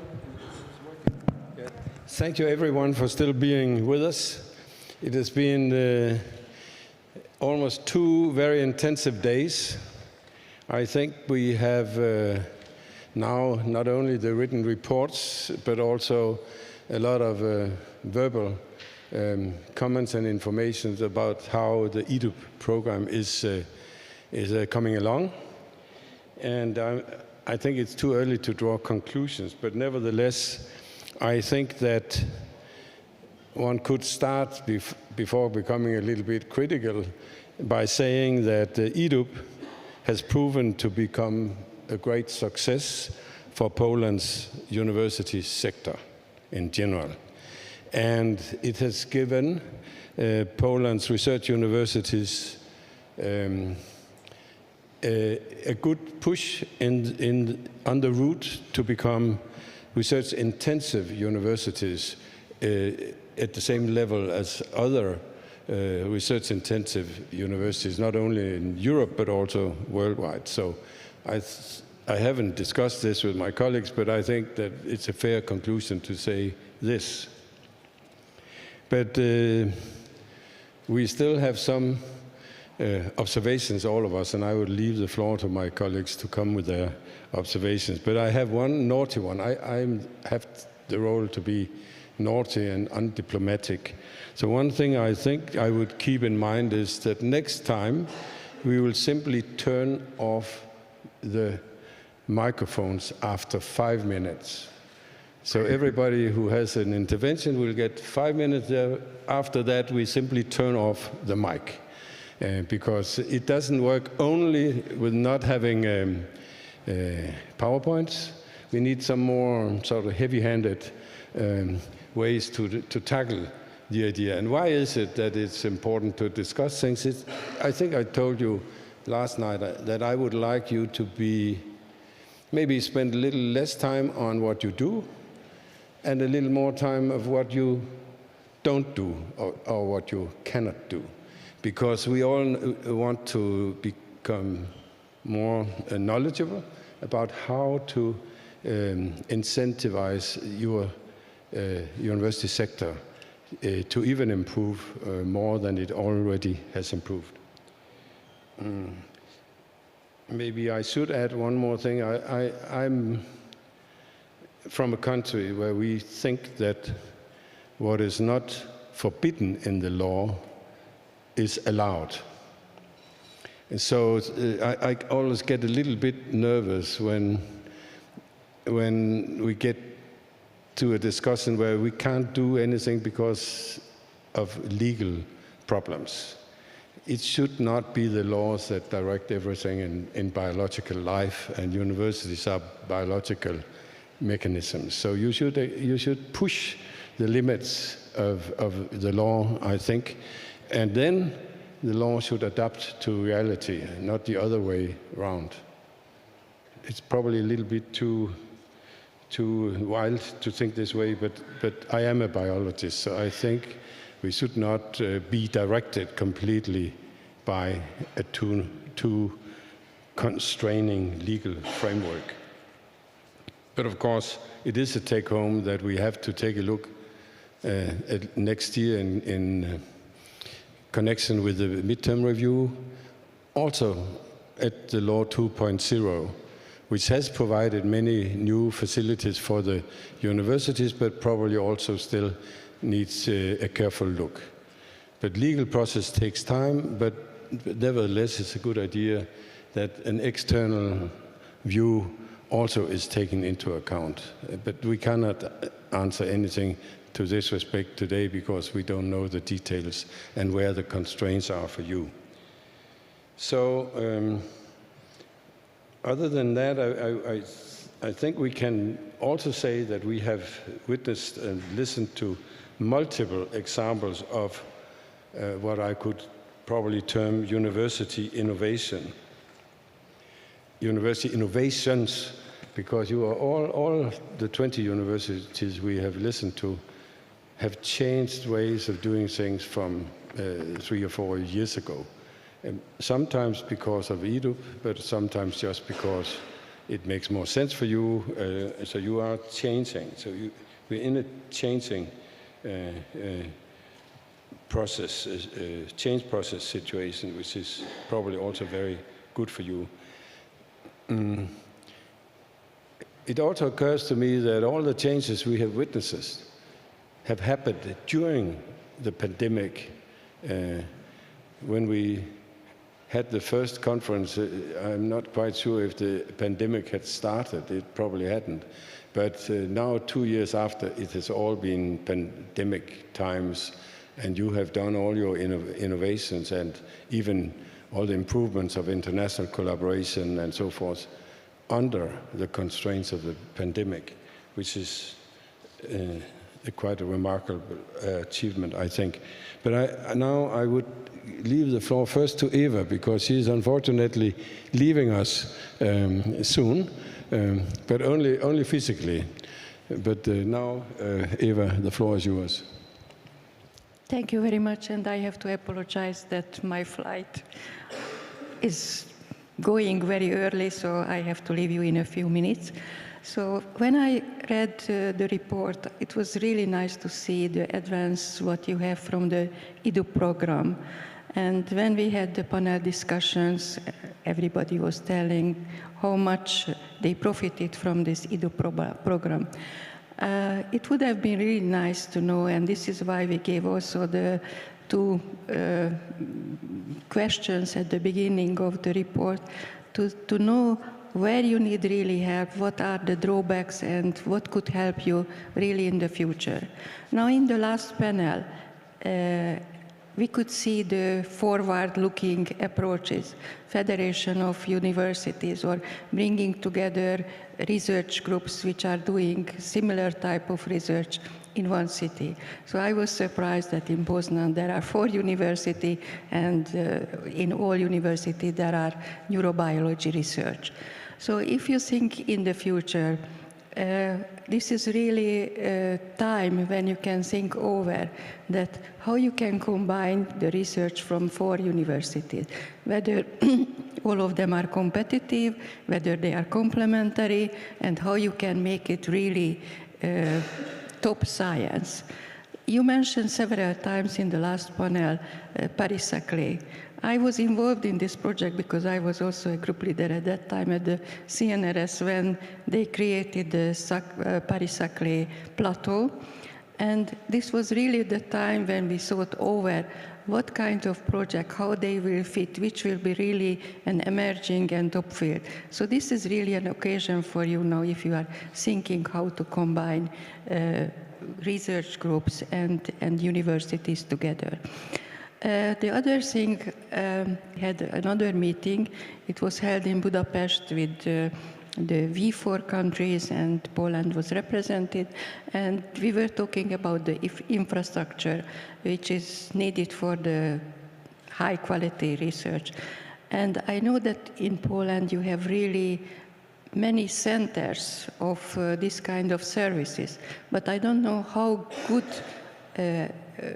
the use of these services, whether this is available for everybody, whether this is used for students, postgraduate students, postdocs or doctoral students, to train them to know really the top techniques and get the availability to learn about them. So maybe if we are thinking how to deal with the next generation and how we have to train them, we have to think about it that maybe in Poland you can organize summer schools where you can put together all the facilities, or they can visit the facilities and they learn everything. So they are not so much separated by towns and universities, but something together. So put together all the possibilities to make it really working and giving them the highest education and training.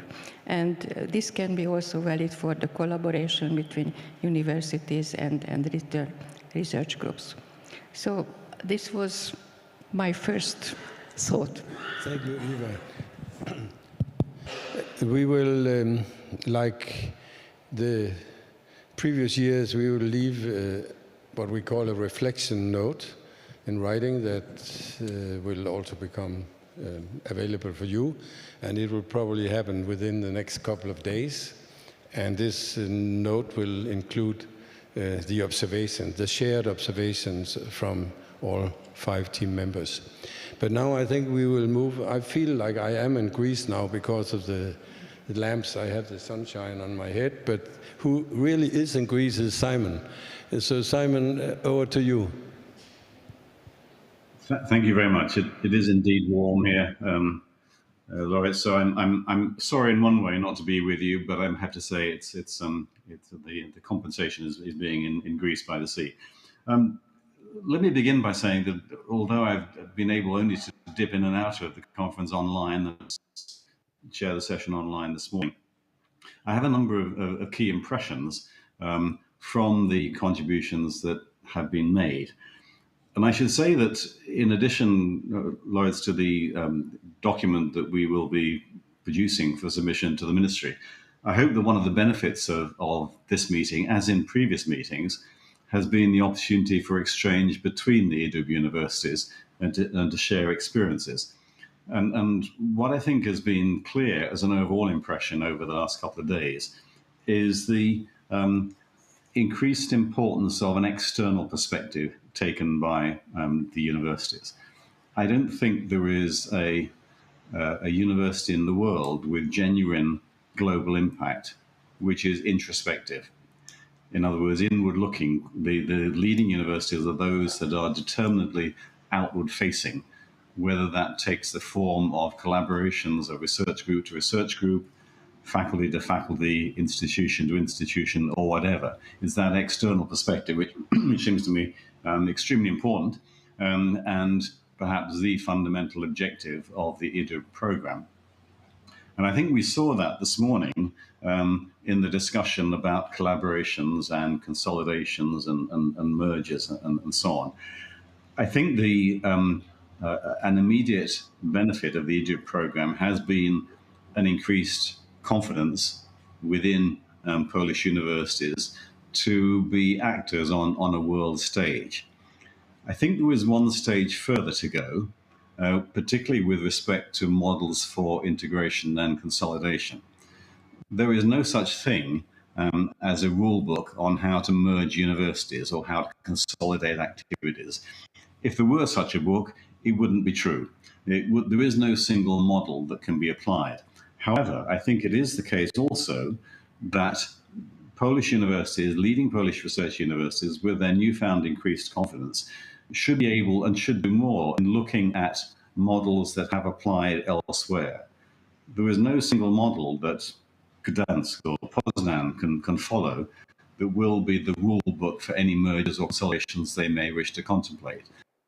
Equally, however, there's no problem associated with consolidation or merger that hasn't already been faced somewhere else in the world. And that experience, I think, should translate back into the Polish context. And context, of course, is the key issue. What is the precise context within Poland, within a particular city?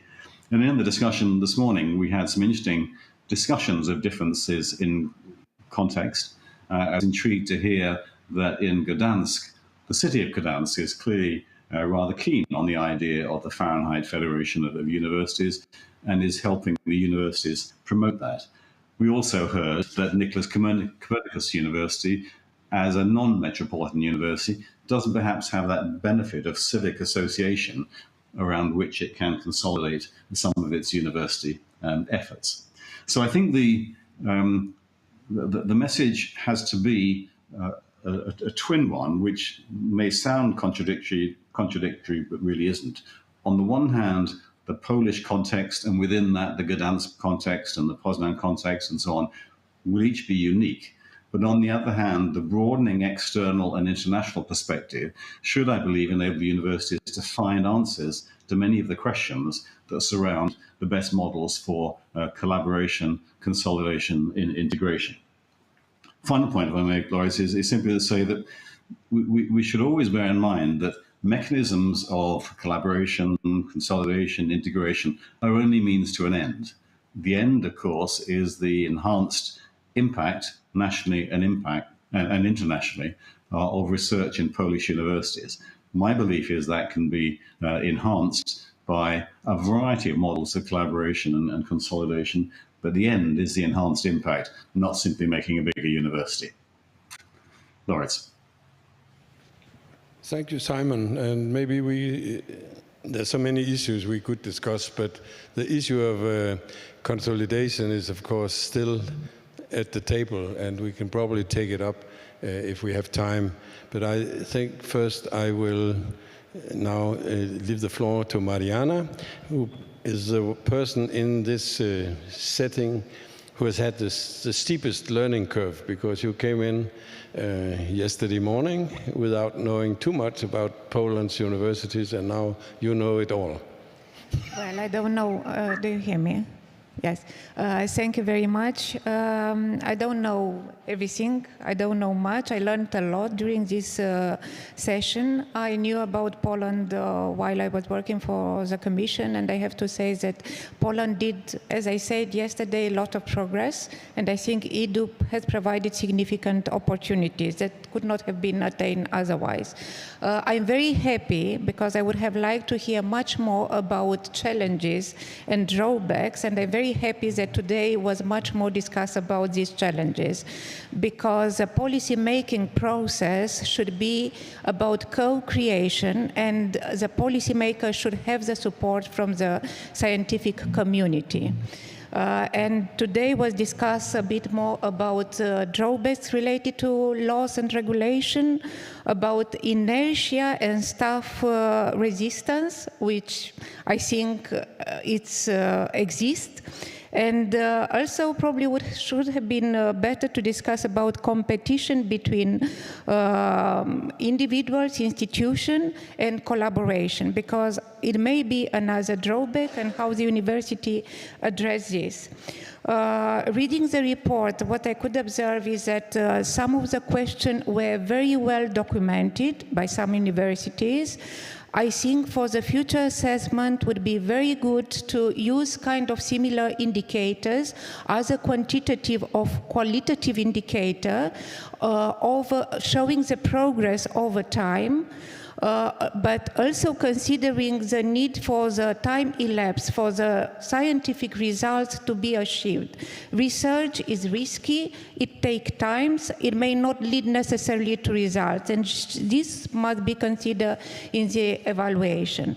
Also, the international and national context, the COVID period, the war must have affected the research performance, and then this should be stated and then should be considered.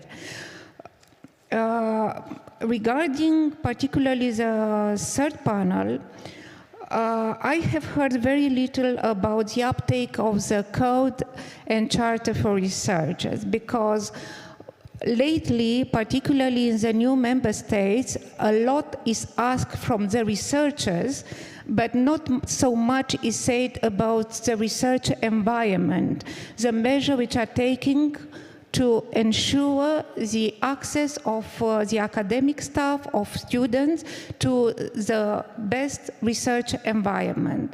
Would have been very nice to hear about this. Related to indicators, the third mission is addressed, the approach to answer the third mission question was very distinct from university to university. So again, I highlight the need for a common approach to ensure comparability. Also related to collaboration, we saw some results, successes in collaboration. There is little said about the rate of application and the rate of success of the higher education institution in Horizon 2020. Also, I think I saw only for one university the mentioning of the widening program, ERA chairs. This is a program which probably should be more used because it's open particularly to, it's addressed particularly to the new member states. I think this is all from me. Thank you very much. Thank you, Mariana. And over to Peter, and then I think we can take a round of comments on some specific issues afterwards. Thank you. And thank you, all the participants in the panels, in the audience, also for the informal talks in the breaks, for giving us this insight into what confirms what Lauritz and others were saying, the success of EDUP until now. But at the same time, I want to pose a number of questions with respect to success. A, because EDUP is a relatively young program, it's only 3 years running, and B, because there are many different ways in which success until now is interpreted. So I would urge for a development of a set of indicators or data that will allow not only an insight into how individual universities have progressed and how they perform in relationship to the original ambitions expressed in the application, but also comparisons. What are the areas where we see a joint operation of the EDUP universities in their progress and where differences? We should not forget that Bibliometrics, the science where lots of data about academic productivity are produced, is a relatively young science, and they are still struggling with some of the realities of the publishing world. Publishing is not an aim in itself. We know that publishing companies are manipulating impact data, etc. So how can we make sure that the data that are produced and used in the determination and interpretation of success are relevant and valid, and also allow us to get an insight into not only the pockets of excellence, where you will find your ERC grants and the excellent researchers, but whether and in what ways the whole university is profiting and is moving together with these pockets of excellence in the direction that you want. The second point that I would mention is the balance between bottom-up and top-down. Research productivities, enhancing research quality, as we know, is to a large extent dependent on the involvement, commitment, enthusiasm, innovativeness of the researchers. But in this case, we need also a top-down strategy and understanding and a set of strategic decisions, strategic direction giving, etc. So how does the balance work? We heard examples yesterday and today. Jagiellonian University, for example, which had adjusted its approach. What are the kind of structural framework conditions that the leadership, the management of the universities is experiencing in balancing top-down and bottom-up, and where are improvements, changes in framework conditions relevant and needed. A third issue is a third mission. Briefly, also this morning, Professor Adamczyk mentioned third mission is not only working with the private sector. One of my colleagues, Professor Johan Olsen, the most cited European political scientist of the last 60 years, a number of years ago in a public debate on this issue in Norway said, the concept of innovation and the third mission has been hijacked by the private sector. The relationship of universities to their environment should, of course, include the private sector, but in partnerships which also do justice to the central position of the public domain in dealing with issues in healthcare, in sustainable energy, dealing with climate crisis, etc. A next point, briefly, is the idea or the model underlying scientific global collaboration. Topic of the first panel, a lot has been said already about European university alliances, but we have to reflect on, in the Polish national context, in other European national contexts, but also at the European level, where do we fit in global scientific collaboration, and how do we fit in? If we look at the US model, the Chinese model, their excellence and research quality is very much linked to concentration. In Europe, we want the whole continent to profit from progress in science and scientific collaborations. And the European University Initiative is a model.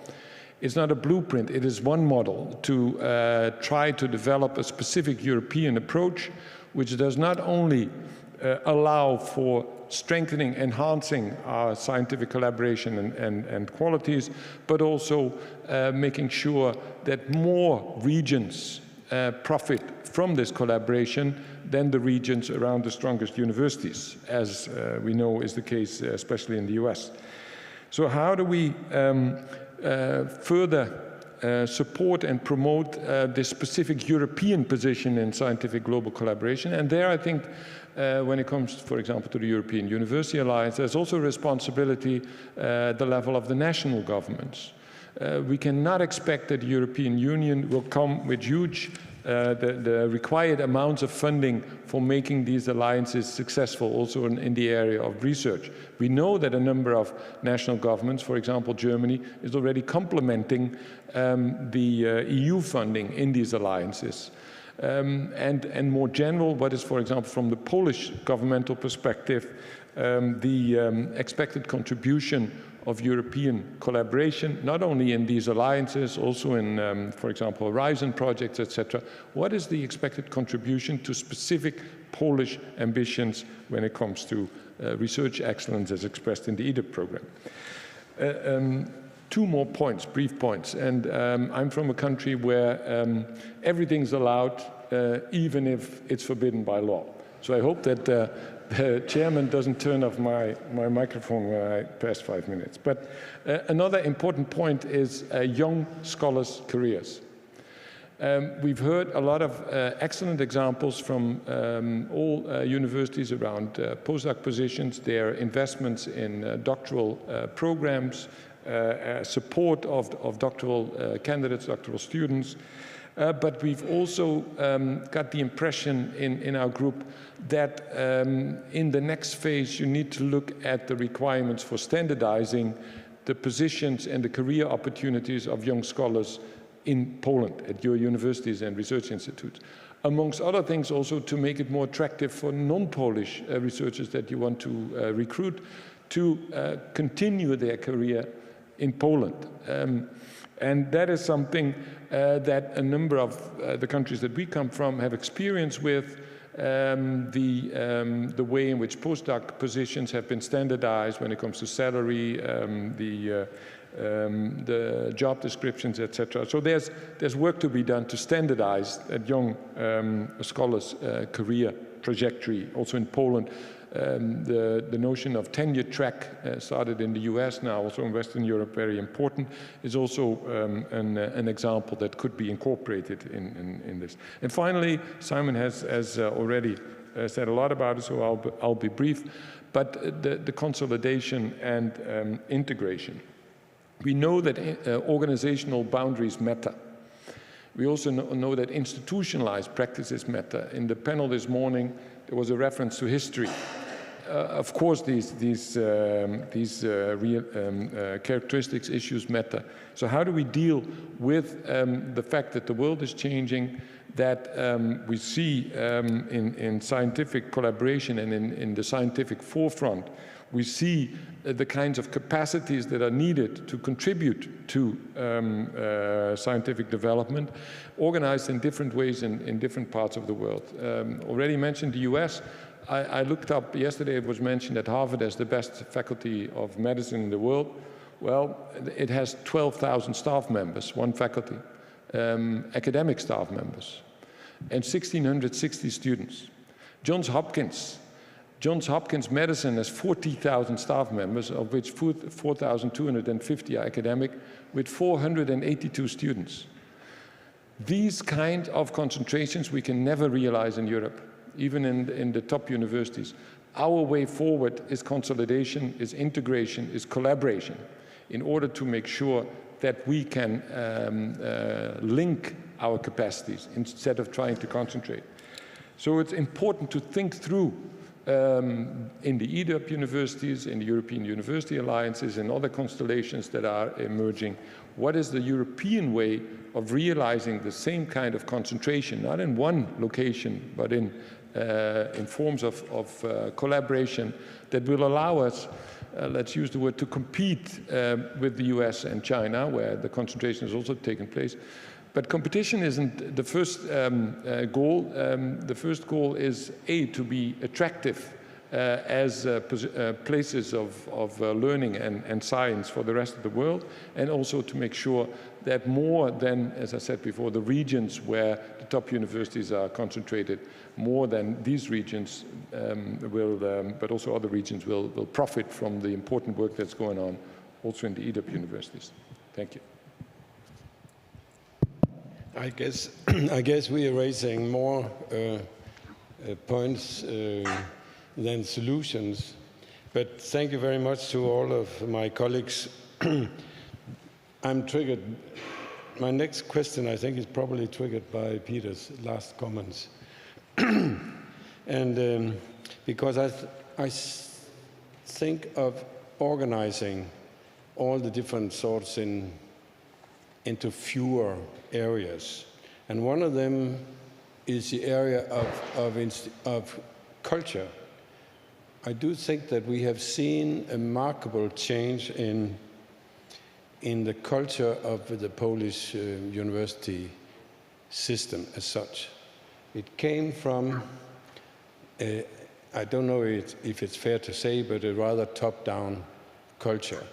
And what we have learned the last couple of days is it's actually almost the opposite now. It's very bottom-up, and the new balance will have to be found sometime in the future.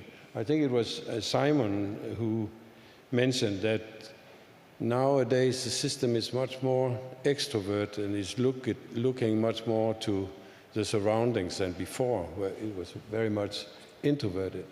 And this is also a remarkable change. I think the spirit has changed. The colors in the auditorium has also changed, so maybe that is a gender thing. And I hope the quality of the culture also is changing, using all the potential you have. But I think it's worthwhile for you to have an internal discussion between the universities, in the universities, a constant discussion on the culture. The culture cannot be changed with money. The culture can only be changed by working together by the desire, I would say, of the system. But seen from my point of view, and I think I can hear that from all my colleagues, it is changing. So this, I think maybe we should take a few comments on the cultural changes that we have observed. Maybe we could start from the other end now, maybe Peter first. And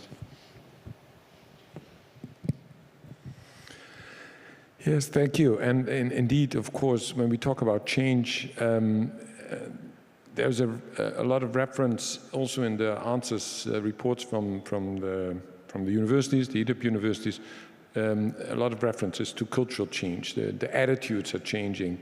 One university was referring to the fact that a few years ago, even its top researchers were kind of reluctant to try to get their articles published in top journals. That's changing because of EDUP. So there's something going on. And how can we get a good understanding of that? It's difficult to cover that cultural change in quantitative indicators, as we know. So the importance of the cultural change, I think, can absolutely not be underestimated.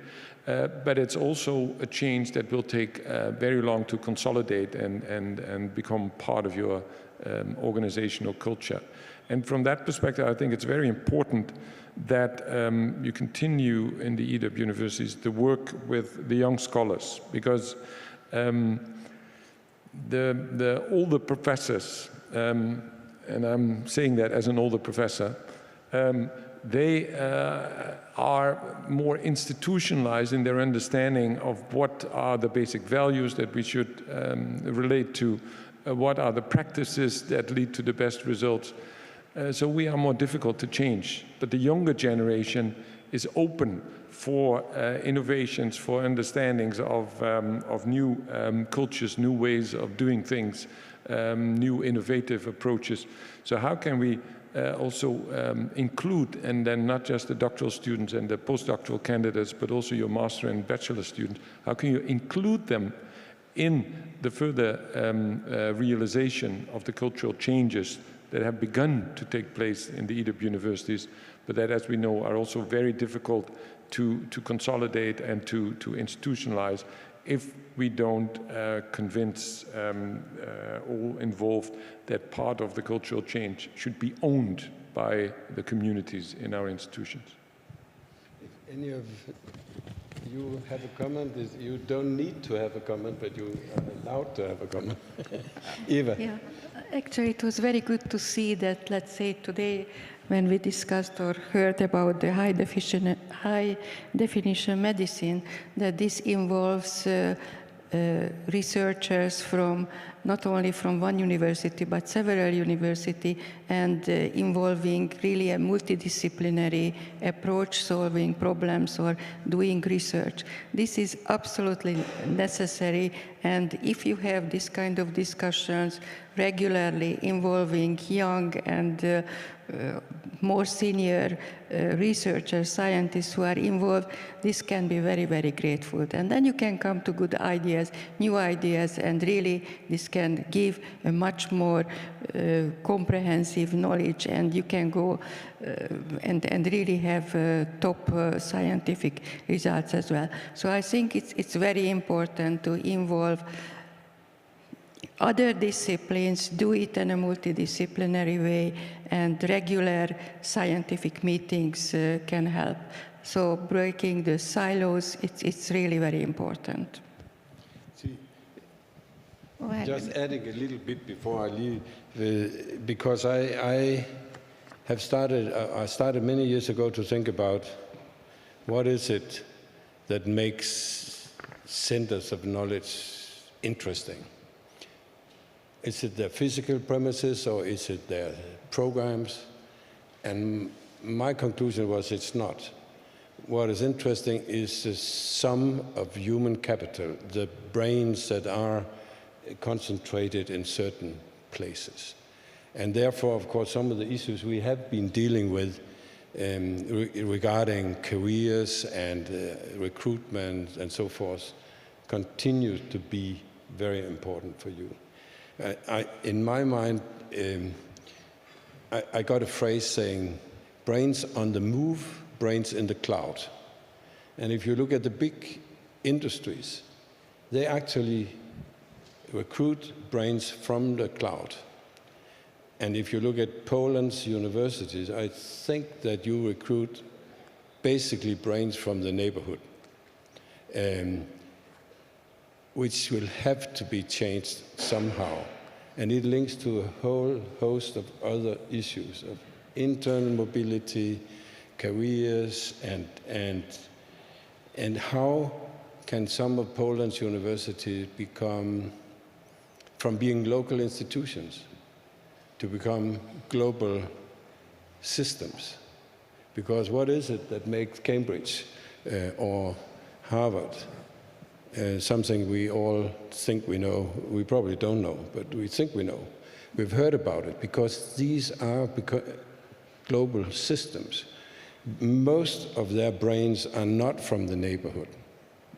They are recruited from all over the world. So I do think that other than the cultural change, which is a prerequisite for really participating in this global brain exchange system, we also need to think on behalf of the Polish system how to open up to become an active partner in this move towards universities in the future will not be physical places only.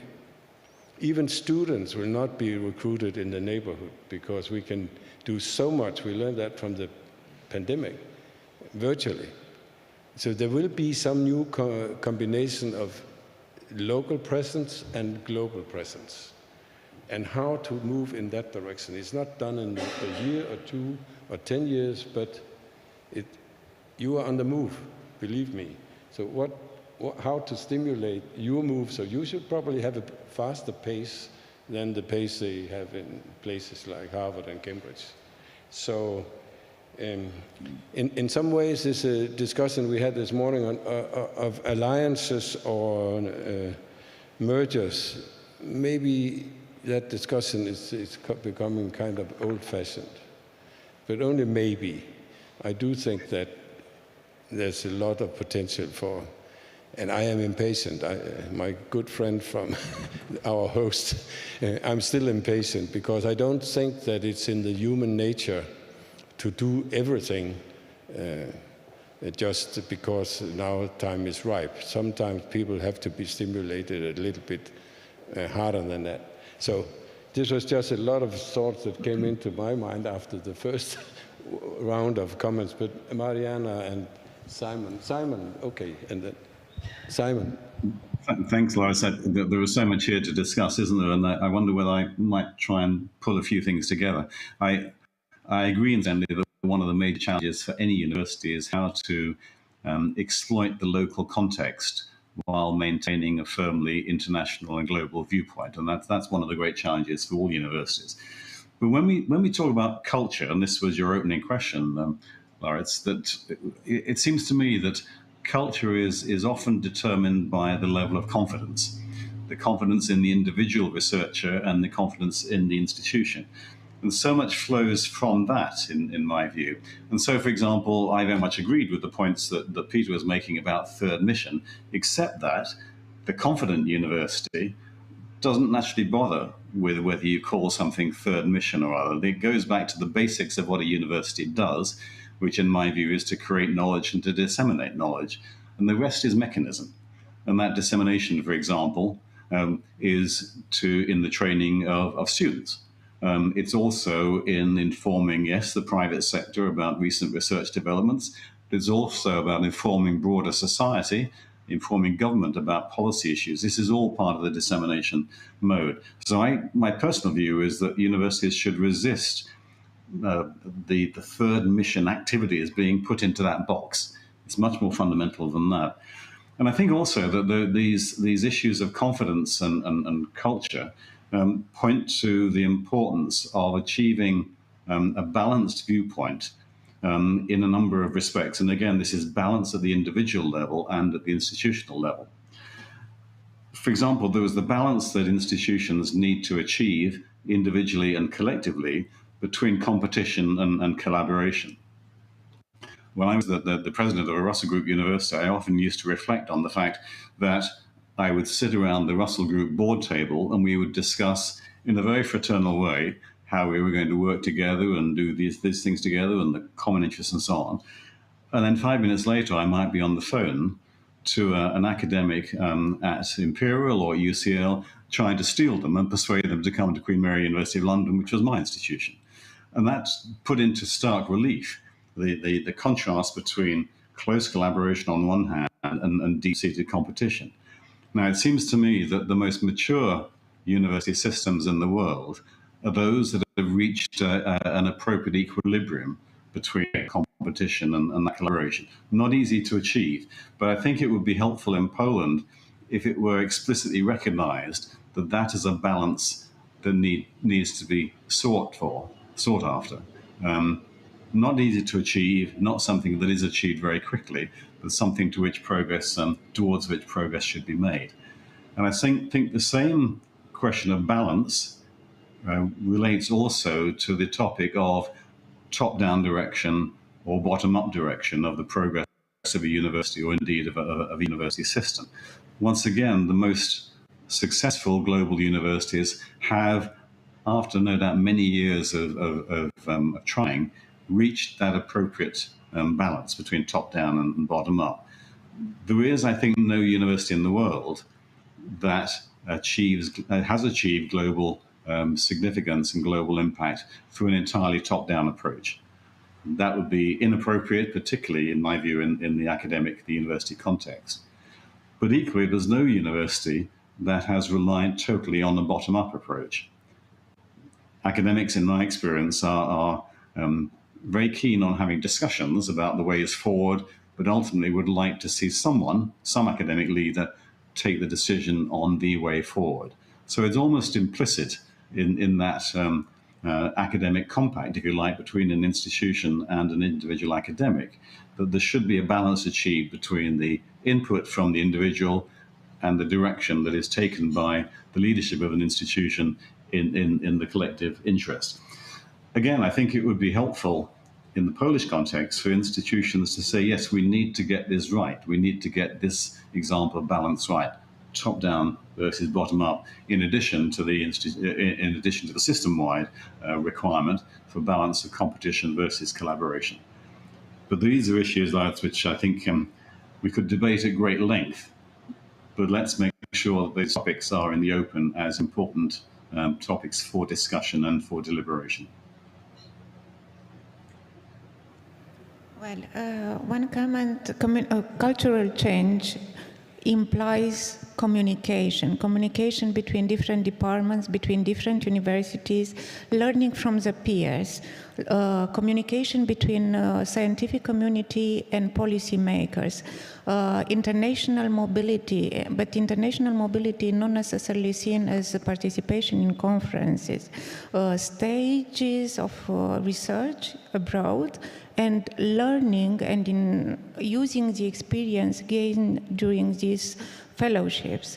It's very important to use all this knowledge and very important to learn from the peers. I think from what I have seen, learning from the peer is the best method to change the culture. Thank you. Yes, thank you. I want to, if you allow me, to come back to the points that Simon raised about the third mission and also link it to culture, because I think one of the challenges we face as universities is that the kind of self-understanding that we have of our importance for society is no longer taken for granted. Even in top universities, accusations of elitism, etc., are on whatever arguments based, have become a reality. So when we think of third mission, the term in itself isn't important, but how do we relate to society?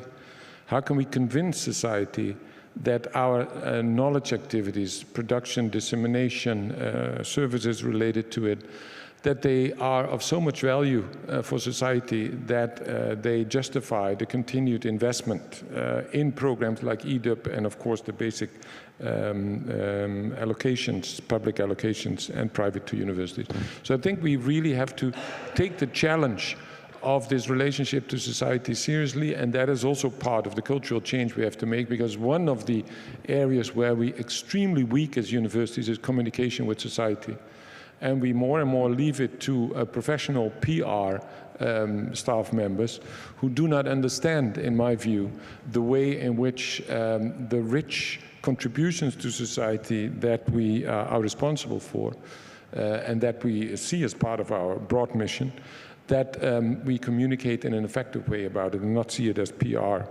And that is also, for me, a reason to still consider the importance of having also structural, visible units in our universities where this notion of relationship to society is being taken care of, whether it's knowledge transfer centers or whatever we want to call them. So there is also there a cultural change necessary, not in the first place to change how we relate to society, but to make society much more aware, and also our own academics and students much more aware of the importance and nature of that relationship. Yeah, I think the discussion on what to do with the third mission is very important, but personally I do think that in a way the best indicator is the employability of the graduates. Of course, for some universities also present here, the technical universities and the University of Medicine, these issues are different from the comprehensive universities. But we should move away from thinking, I think in many countries actually, it's still a thought that university graduates, they graduate mostly for jobs in the public sector. Somehow in teaching, somehow in bureaucracy, somehow in other corners of the public sector. And it shouldn't be. It should be employability across the society. And the best transfer of knowledge is, of course, through the brains. All universities have their incubators and their technology transfer offices and so forth, which are probably necessary and good. But the main purpose is how to form the young brains to become effective across the society. And we are weaker when it comes to training them for the private sector than when it comes to training them for the public sector. For some probably not understandable reason. In some academic fields, such as ICT fields, the demand is so high, so graduates don't graduate. They are hired before they graduate. So maybe we can find hints to which way to take, which route to take in order to be better to serve the needs of society at large, I would say. But forget about the careers in the public sector a little bit and maybe focus on other corners. I'm not sure, but it's just my point of view. My own university has a huge effort in intermediary actions between the academia and the private sector. Hundreds of new startups per year, and it's probably necessary, but I'm not quite sure that this is the most important strategy. I would go for the brains.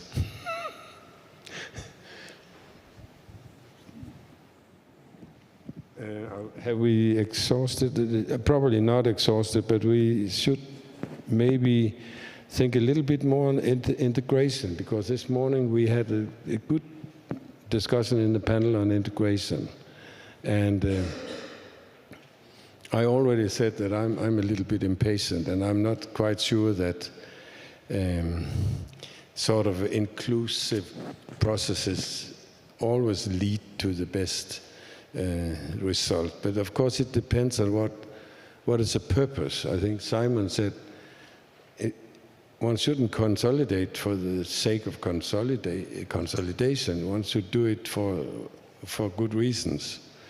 And what are the good reasons? Well, I think the good reason is to be more competitive in the international competition, to be stronger in the national and international environment. This is the main reason, but I fully understand that it's very difficult, and the resistance, particularly from individuals, can be very high, from the individuals and from institutions. You also highlighted that you may have also some kind of legislative issues, and then you have to challenge the legal framework, but I think would take time, and there should be measure to convince the people that this is the best way to move forward. Mm-hmm. I'm happy to contribute, or shall I go ahead? I was just going to say that I like you, Lauritz, I tend to the impatient end of the spectrum with this, with respect to consolidation. And in part that is based on my own experience, which I mentioned this morning in Manchester, where I was very closely involved with the merger of the Victoria University and the University of Manchester Institute of Science and Technology. They shared some history, so that was a help in terms of integration. But it was a very instructive experience, and it taught me a number of lessons. The first is that one should make haste slowly. Academics do take a while to be convinced of the merits of particular arguments. And the decision we made in Manchester was that over the course of 12 months, we took it upon ourselves, those of us who were enthusiastic about this way forward, we took it upon ourselves to convince the rest of the academic body. And indeed, the governing bodies of the two predecessor universities, the councils, had already decided that the merger would not go ahead unless it had certainly majority support amongst the academics of both institutions. At the end of 12 months, that support was in excess of 90%. At the beginning of that 12 months, I would guess it would have been about 50%. So that was time well spent. There were other factors involved in what I think has been a success, and perhaps to go back one stage to the motivation, it was absolutely to increase the international impact. So that now Manchester is something like 25 in the Shanghai index. Neither predecessor university were anything like that high previously. So that was the objective, which has largely been achieved. But the factors in the success were, first of all, that this was not presented as a takeover by the larger partner of the smaller partner, but was genuinely a merger there was a recognition that each university was bringing different strengths. So, for example, the UMIST, the University of Manchester Institute of Science and Technology, brought great strengths in engineering and technology, much superior to those that were present at the Victoria University. The Victoria University, however, was superior in some areas of the sciences and certainly in the humanities. So there was a recognition that each was bringing something to the party, even though there was a significant difference in scale. It was also important for the leaders of those institutions to set aside personal ambition.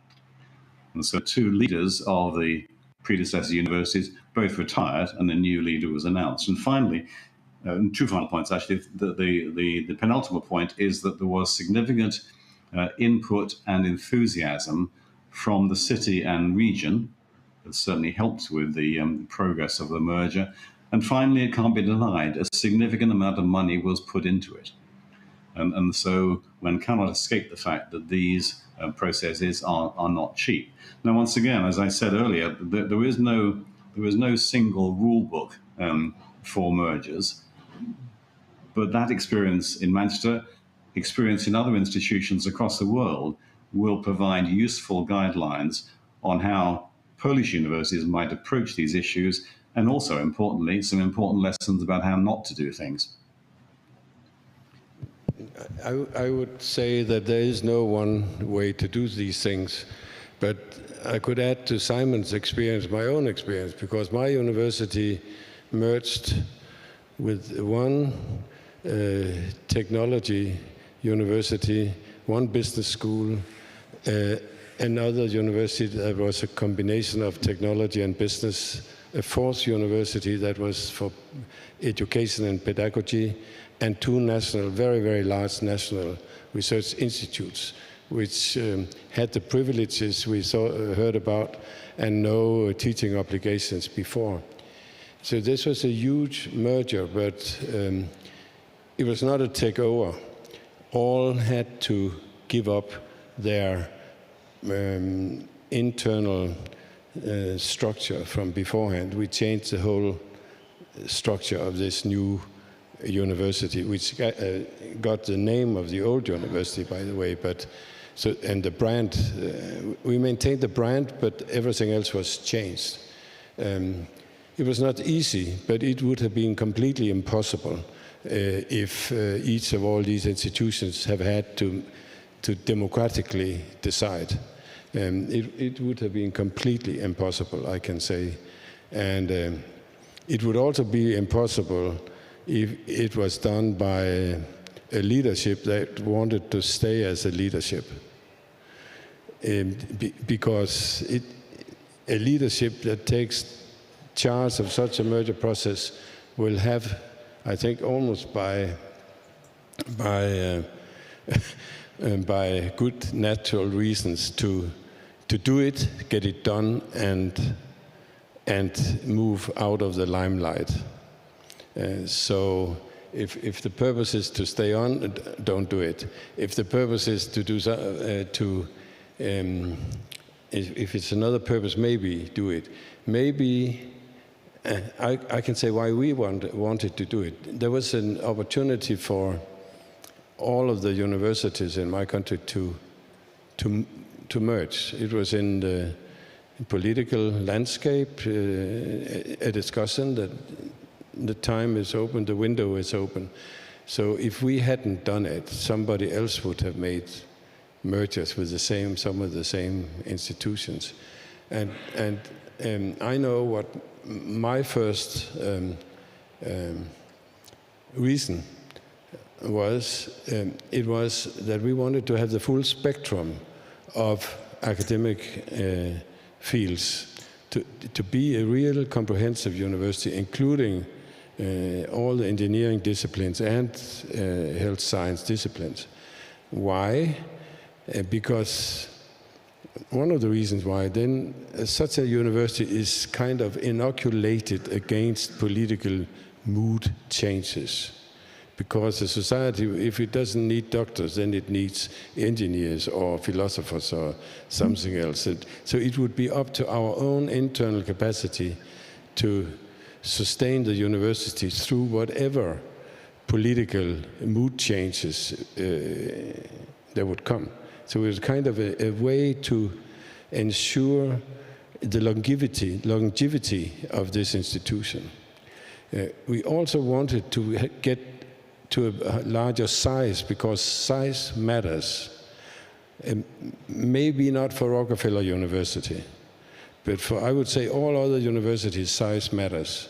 Because however we best can define the critical mass, there are many ways to think about it, but size does matter.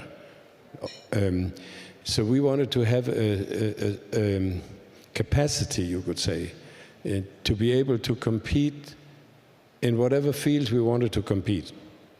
Not university to university, but maybe could be nanoscience, could be some biomedical areas. But if the university wants to do it, something, it can do it because of the size. I have seen some of the universities in Poland also want to improve their profile in terms of including other disciplines. And instead of merging with nearby smaller universities, they create their own faculties in the same fields as already exist in the same cities. I'm not quite sure this is efficient and to the best of the whole of Poland's system. But it's how it is, maybe because of the incentives or maybe because of the way you are going about consolidation. So this was just adding a little bit from my experience. I think it's complementary to Simon's and now Peter. Yes, let me add to that and further develop that also from the perspective of research done on these issues. I mean, there's been research, for example, a study about 20 years ago led by 2 Italian economists on what is the optimal size from a macroeconomic perspective of a university. And in the area of education, they came to the conclusion that the optimal size is between 15,000 and 35,000 for a comprehensive university. So under 15,000, you lose some of the benefits of being comprehensive, and after 35,000, you become too large. Now, don't take these kind of data and figures as an absolute blueprint, but there is, and also in other fields and economics, there is research on, okay, how does size matter? For research, of course, size has another reality, where the absolute size of the university as such doesn't matter, but you have to look at the specific research communities. Now, when it comes to consolidation and integration in the Polish context, of course, a key question is what are the potential benefits and what would be a way forward? We have heard a lot about mergers, and there are many good and relevant examples of mergers mentioned by Simon and Laurits. But there are many other forms of integration and consolidation that you could consider, and especially in the 2 areas where Poland might have different experiences and different realities now than, for example, in Western Europe. First, the medical area. In the whole of Western Europe, you'll find maybe 3 examples of continental Western Europe of separate medical universities. Karolinska, because of the Nobel Prize, the Medical University of Vienna, that was split up from the university in the early 2000s for political reasons, and the Medical University of Hanover in Germany, which is now in a federation with the Leibniz University and the Technical University in Braunschweig. So what is for the medical area the optimal organizational setting? And there are many also research-based arguments to say that the most optimal setting for a medical scientific organization is within a university, a comprehensive university, for all kinds of reasons that have to do with interdisciplinarity, etc. For technical university, we see also in Western Europe a different experience, separate campuses, separate institutions, where in some cases, like in Norway, the university is more comprehensive than in other countries, the Netherlands. But there you see also in Germany examples of the way in which these technical universities begin to collaborate. Federation, Switzerland, ETHZ and the University in Lausanne, the Technical University, they are in a system.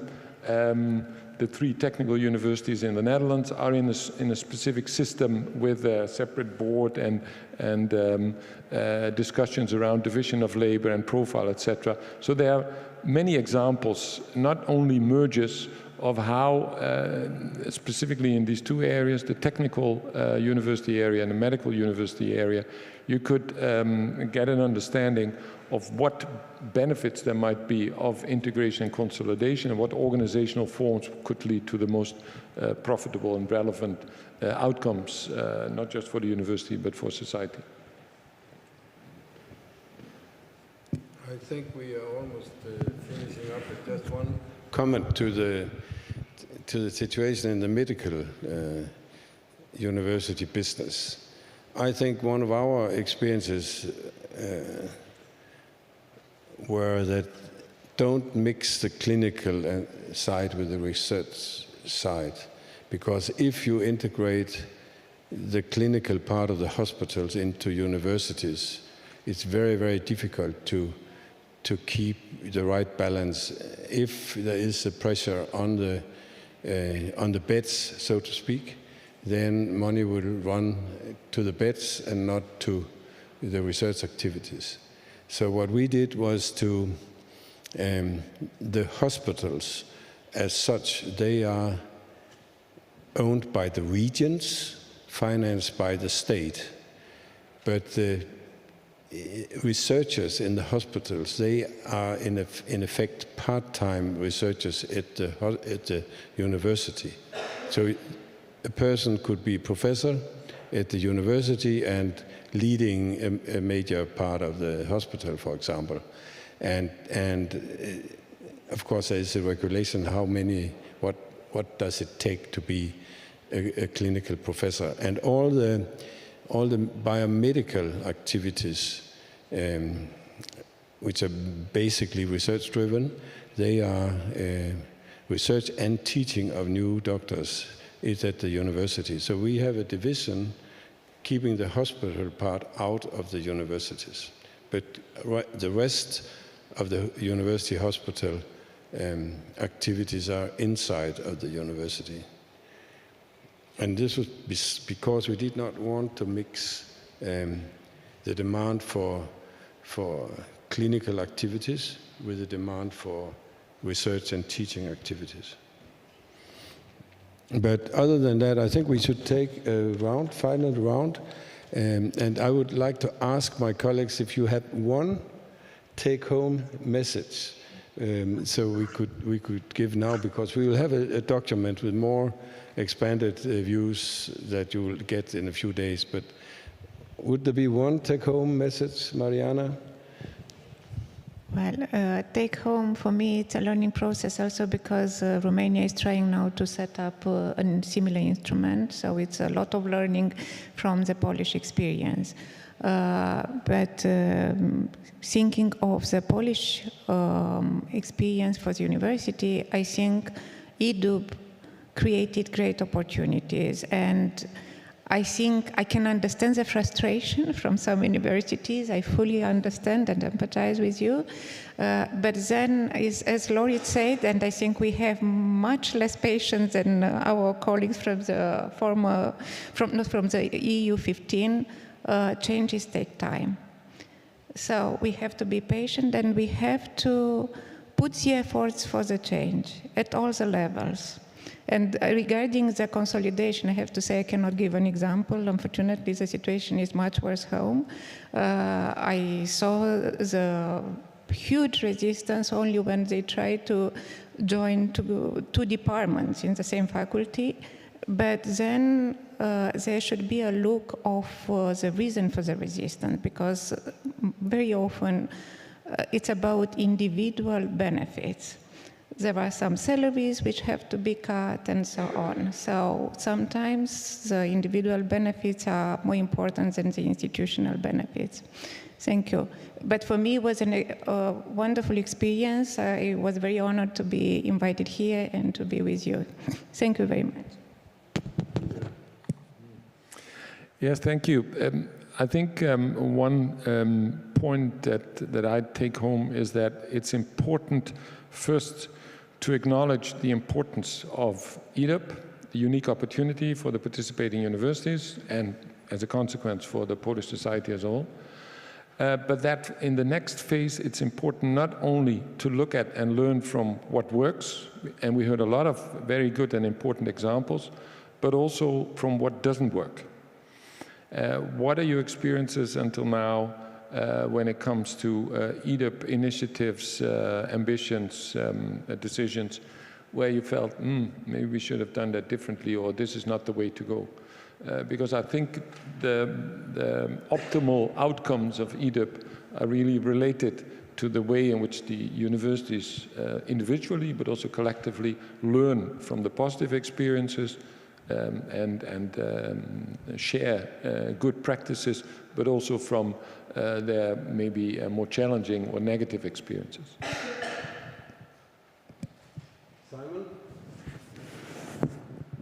Yes, it's hard to summarize this in a single point.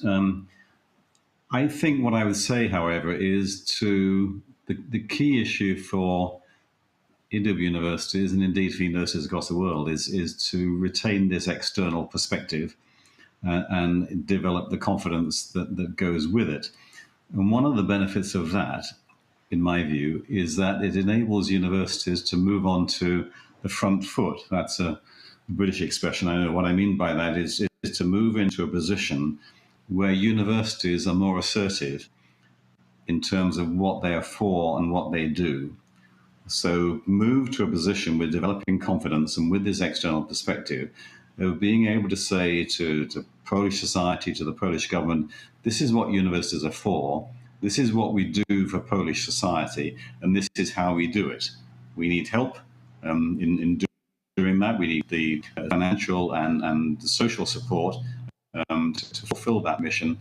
But this is what we are good at, and this is how we try to achieve that mission. And we need the continued support through EDUB and other programs to do that. But that mission comes with the combination and a developed self-confidence. Take-home lesson is continue to do what you are doing. It wouldn't be bad if you could accelerate a little bit. I also think there's one aspect of within Poland activities. You are still too much focused on your own city, your own region of Poland. I do think that you should work more across the nation. Also when you recruit people, when you are stimulating people, it's not always necessary to go abroad or to recruit foreigners. So internal mental mobility and physical mobility would also help the system on the way forward. I'm not saying it's not being done, but I just think that we have not heard so much about it. We have heard much more about what to do with the external world, which is, of course, fine. And then I have another thing that is not a take-home lesson to my good friends at the university. It's probably more to our other good friends in the ministry.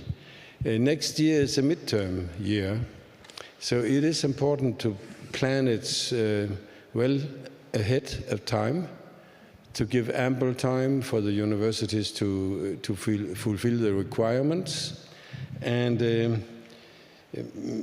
to establish a timetable as soon as possible for the universities to be able to prepare themselves well for the midterm, and also maybe when or if you're asking colleagues from abroad, so they have time to plan, because we probably need a week or so in Poland at some point, to be in Warsaw, but also to visit the universities. So my take-home lesson for the ministry is prepare well in time, if at all possible. And there's a side observation. I know that your reporting system is very efficient, and you are collecting many data, many relevant data. But there is also a risk that you can't see the forest for the trees. So we will have all the trees, but we don't see the forest. For us foreigners, it would be very helpful if soon we could have some sort of discussion on what could be the main indicators. It should be relevant and fair to the program, but also the indicators that can show us all and yourself the forest, because of course we are interested in the trees, and we've heard about many trees during these 2 days, but it's also nice to have a clear view of the forest. So few key indicators in addition to the I forgot what the acronym is for the system. Is it OSF or something? Which is a fantastic system, but still, if we are to read through all the statistics for 20 universities and all the fantastic stories, we should start now to be ready next fall. So this was just a provocation to our good friends in the ministry. Be alert.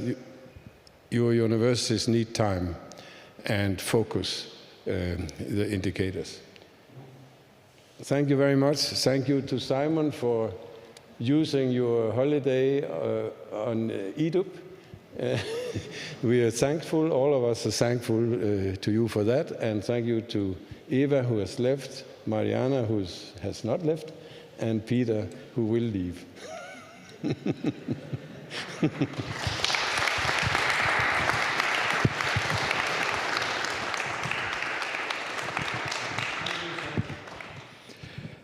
Thank you very much to our experts for the experts panel, which brings us to the very last closing remarks of the day. And we opened this conference by inviting the rector of the host university here in Gdańsk. So let us close the conference by inviting the rector of the Gdańsk University of Technology, Professor. May I kindly invite you on the stage again?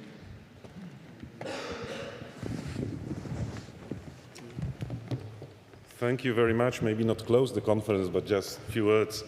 So very briefly, I'm honored and happy to have you here in Gdańsk. I'm very thankful that you are here. So thanks a lot for coming. Applause. And then I would like to thank very much the experts. This was really for us the experience that will help us to choose our path more wisely and do it better and go faster probably. So thank you very much for coming. I would like also to stress the presence of the people from the ministry. There's about 10 people who are here making lots of work before by arranging everything in this debate and in this conference. So also thanks for this. And I want to make some private statement, because to have this conference, the rector's office, those ladies and gentlemen who are helping here to work, thank you very much for your really great job. I'm proud of you. I think this conference couldn't be as well organized if those people were not working all the time. So thank you very much. Thank you all the people for that. And in the end, the first row on my left side, there is our International Effectiveness Research Committee that was arranged due to the specification we wrote in our EDUP program.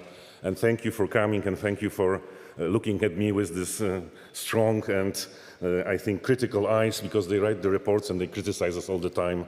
So thank you very much for coming. So once again, I do hope you will find time in the future to come back to Gdańsk. Please then visit me, visit us here in Gdańsk Tech. You're always welcome. Thank you very much.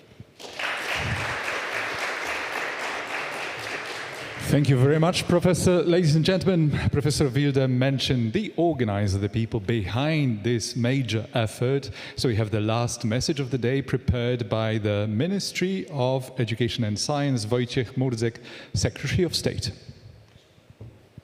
Szanowni Państwo, intensywny czas Ladies and gentlemen, it's been an intensive time with a summary of the this stage of the EDU program, with research universities as the main topic for exchange of thoughts and discussion. A major project where the Polish state is allocating significant money. We're now over the threshold of 500 million zlotys, so on a yearly basis it's more than 500 million.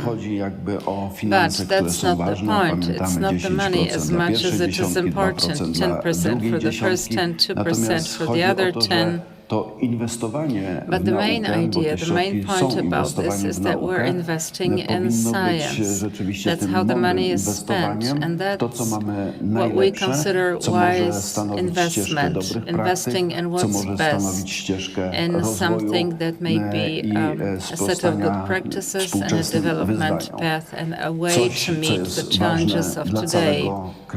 And that's something that's important for the whole country. I am convinced that your conclusions, observations and discussions at this third conference, it was Warsaw, Kraków, Gdańsk, there are more conferences coming up, but hopefully this will help us get better prepared for the midterm evaluation and draw on the good experiences of the program. At the end of the day, we also want to be happy with the work we're doing, so that when we get to 2026 and when we have the final evaluation, we'll be able to say that this has been a good program and that it needs to be continued, and then the best of the best will be part of the program. So thank you very much for your work. I think that all of your comments and thoughts will reach the ministry and will be able to become part of the evaluation. We want to co-create the solution. It's not, we don't want to stop at creating the laws and regulations for this. It's something we care deeply about on a daily basis. We want Polish universities to stand out and to operate well, and for the achievements of Polish scientists to respond to the needs of our everyday lives. And as we said many times before, there's a very long list of challenges, some of which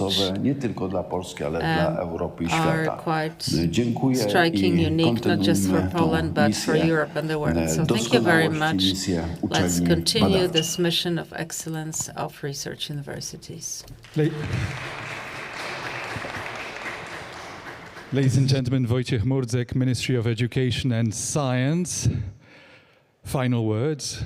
Lunch will be served downstairs in the Fahrenheit Hall, and one final recommendation from me, if I may. Before you leave the city of Gdańsk, before you leave this magnificent university, make sure you take as many photos with one another as you can, so that years from now you will remember this important event. And thank you, lastly, for your trust in inviting me to host this exceptional event. All the best. Travel safely home. Thank you.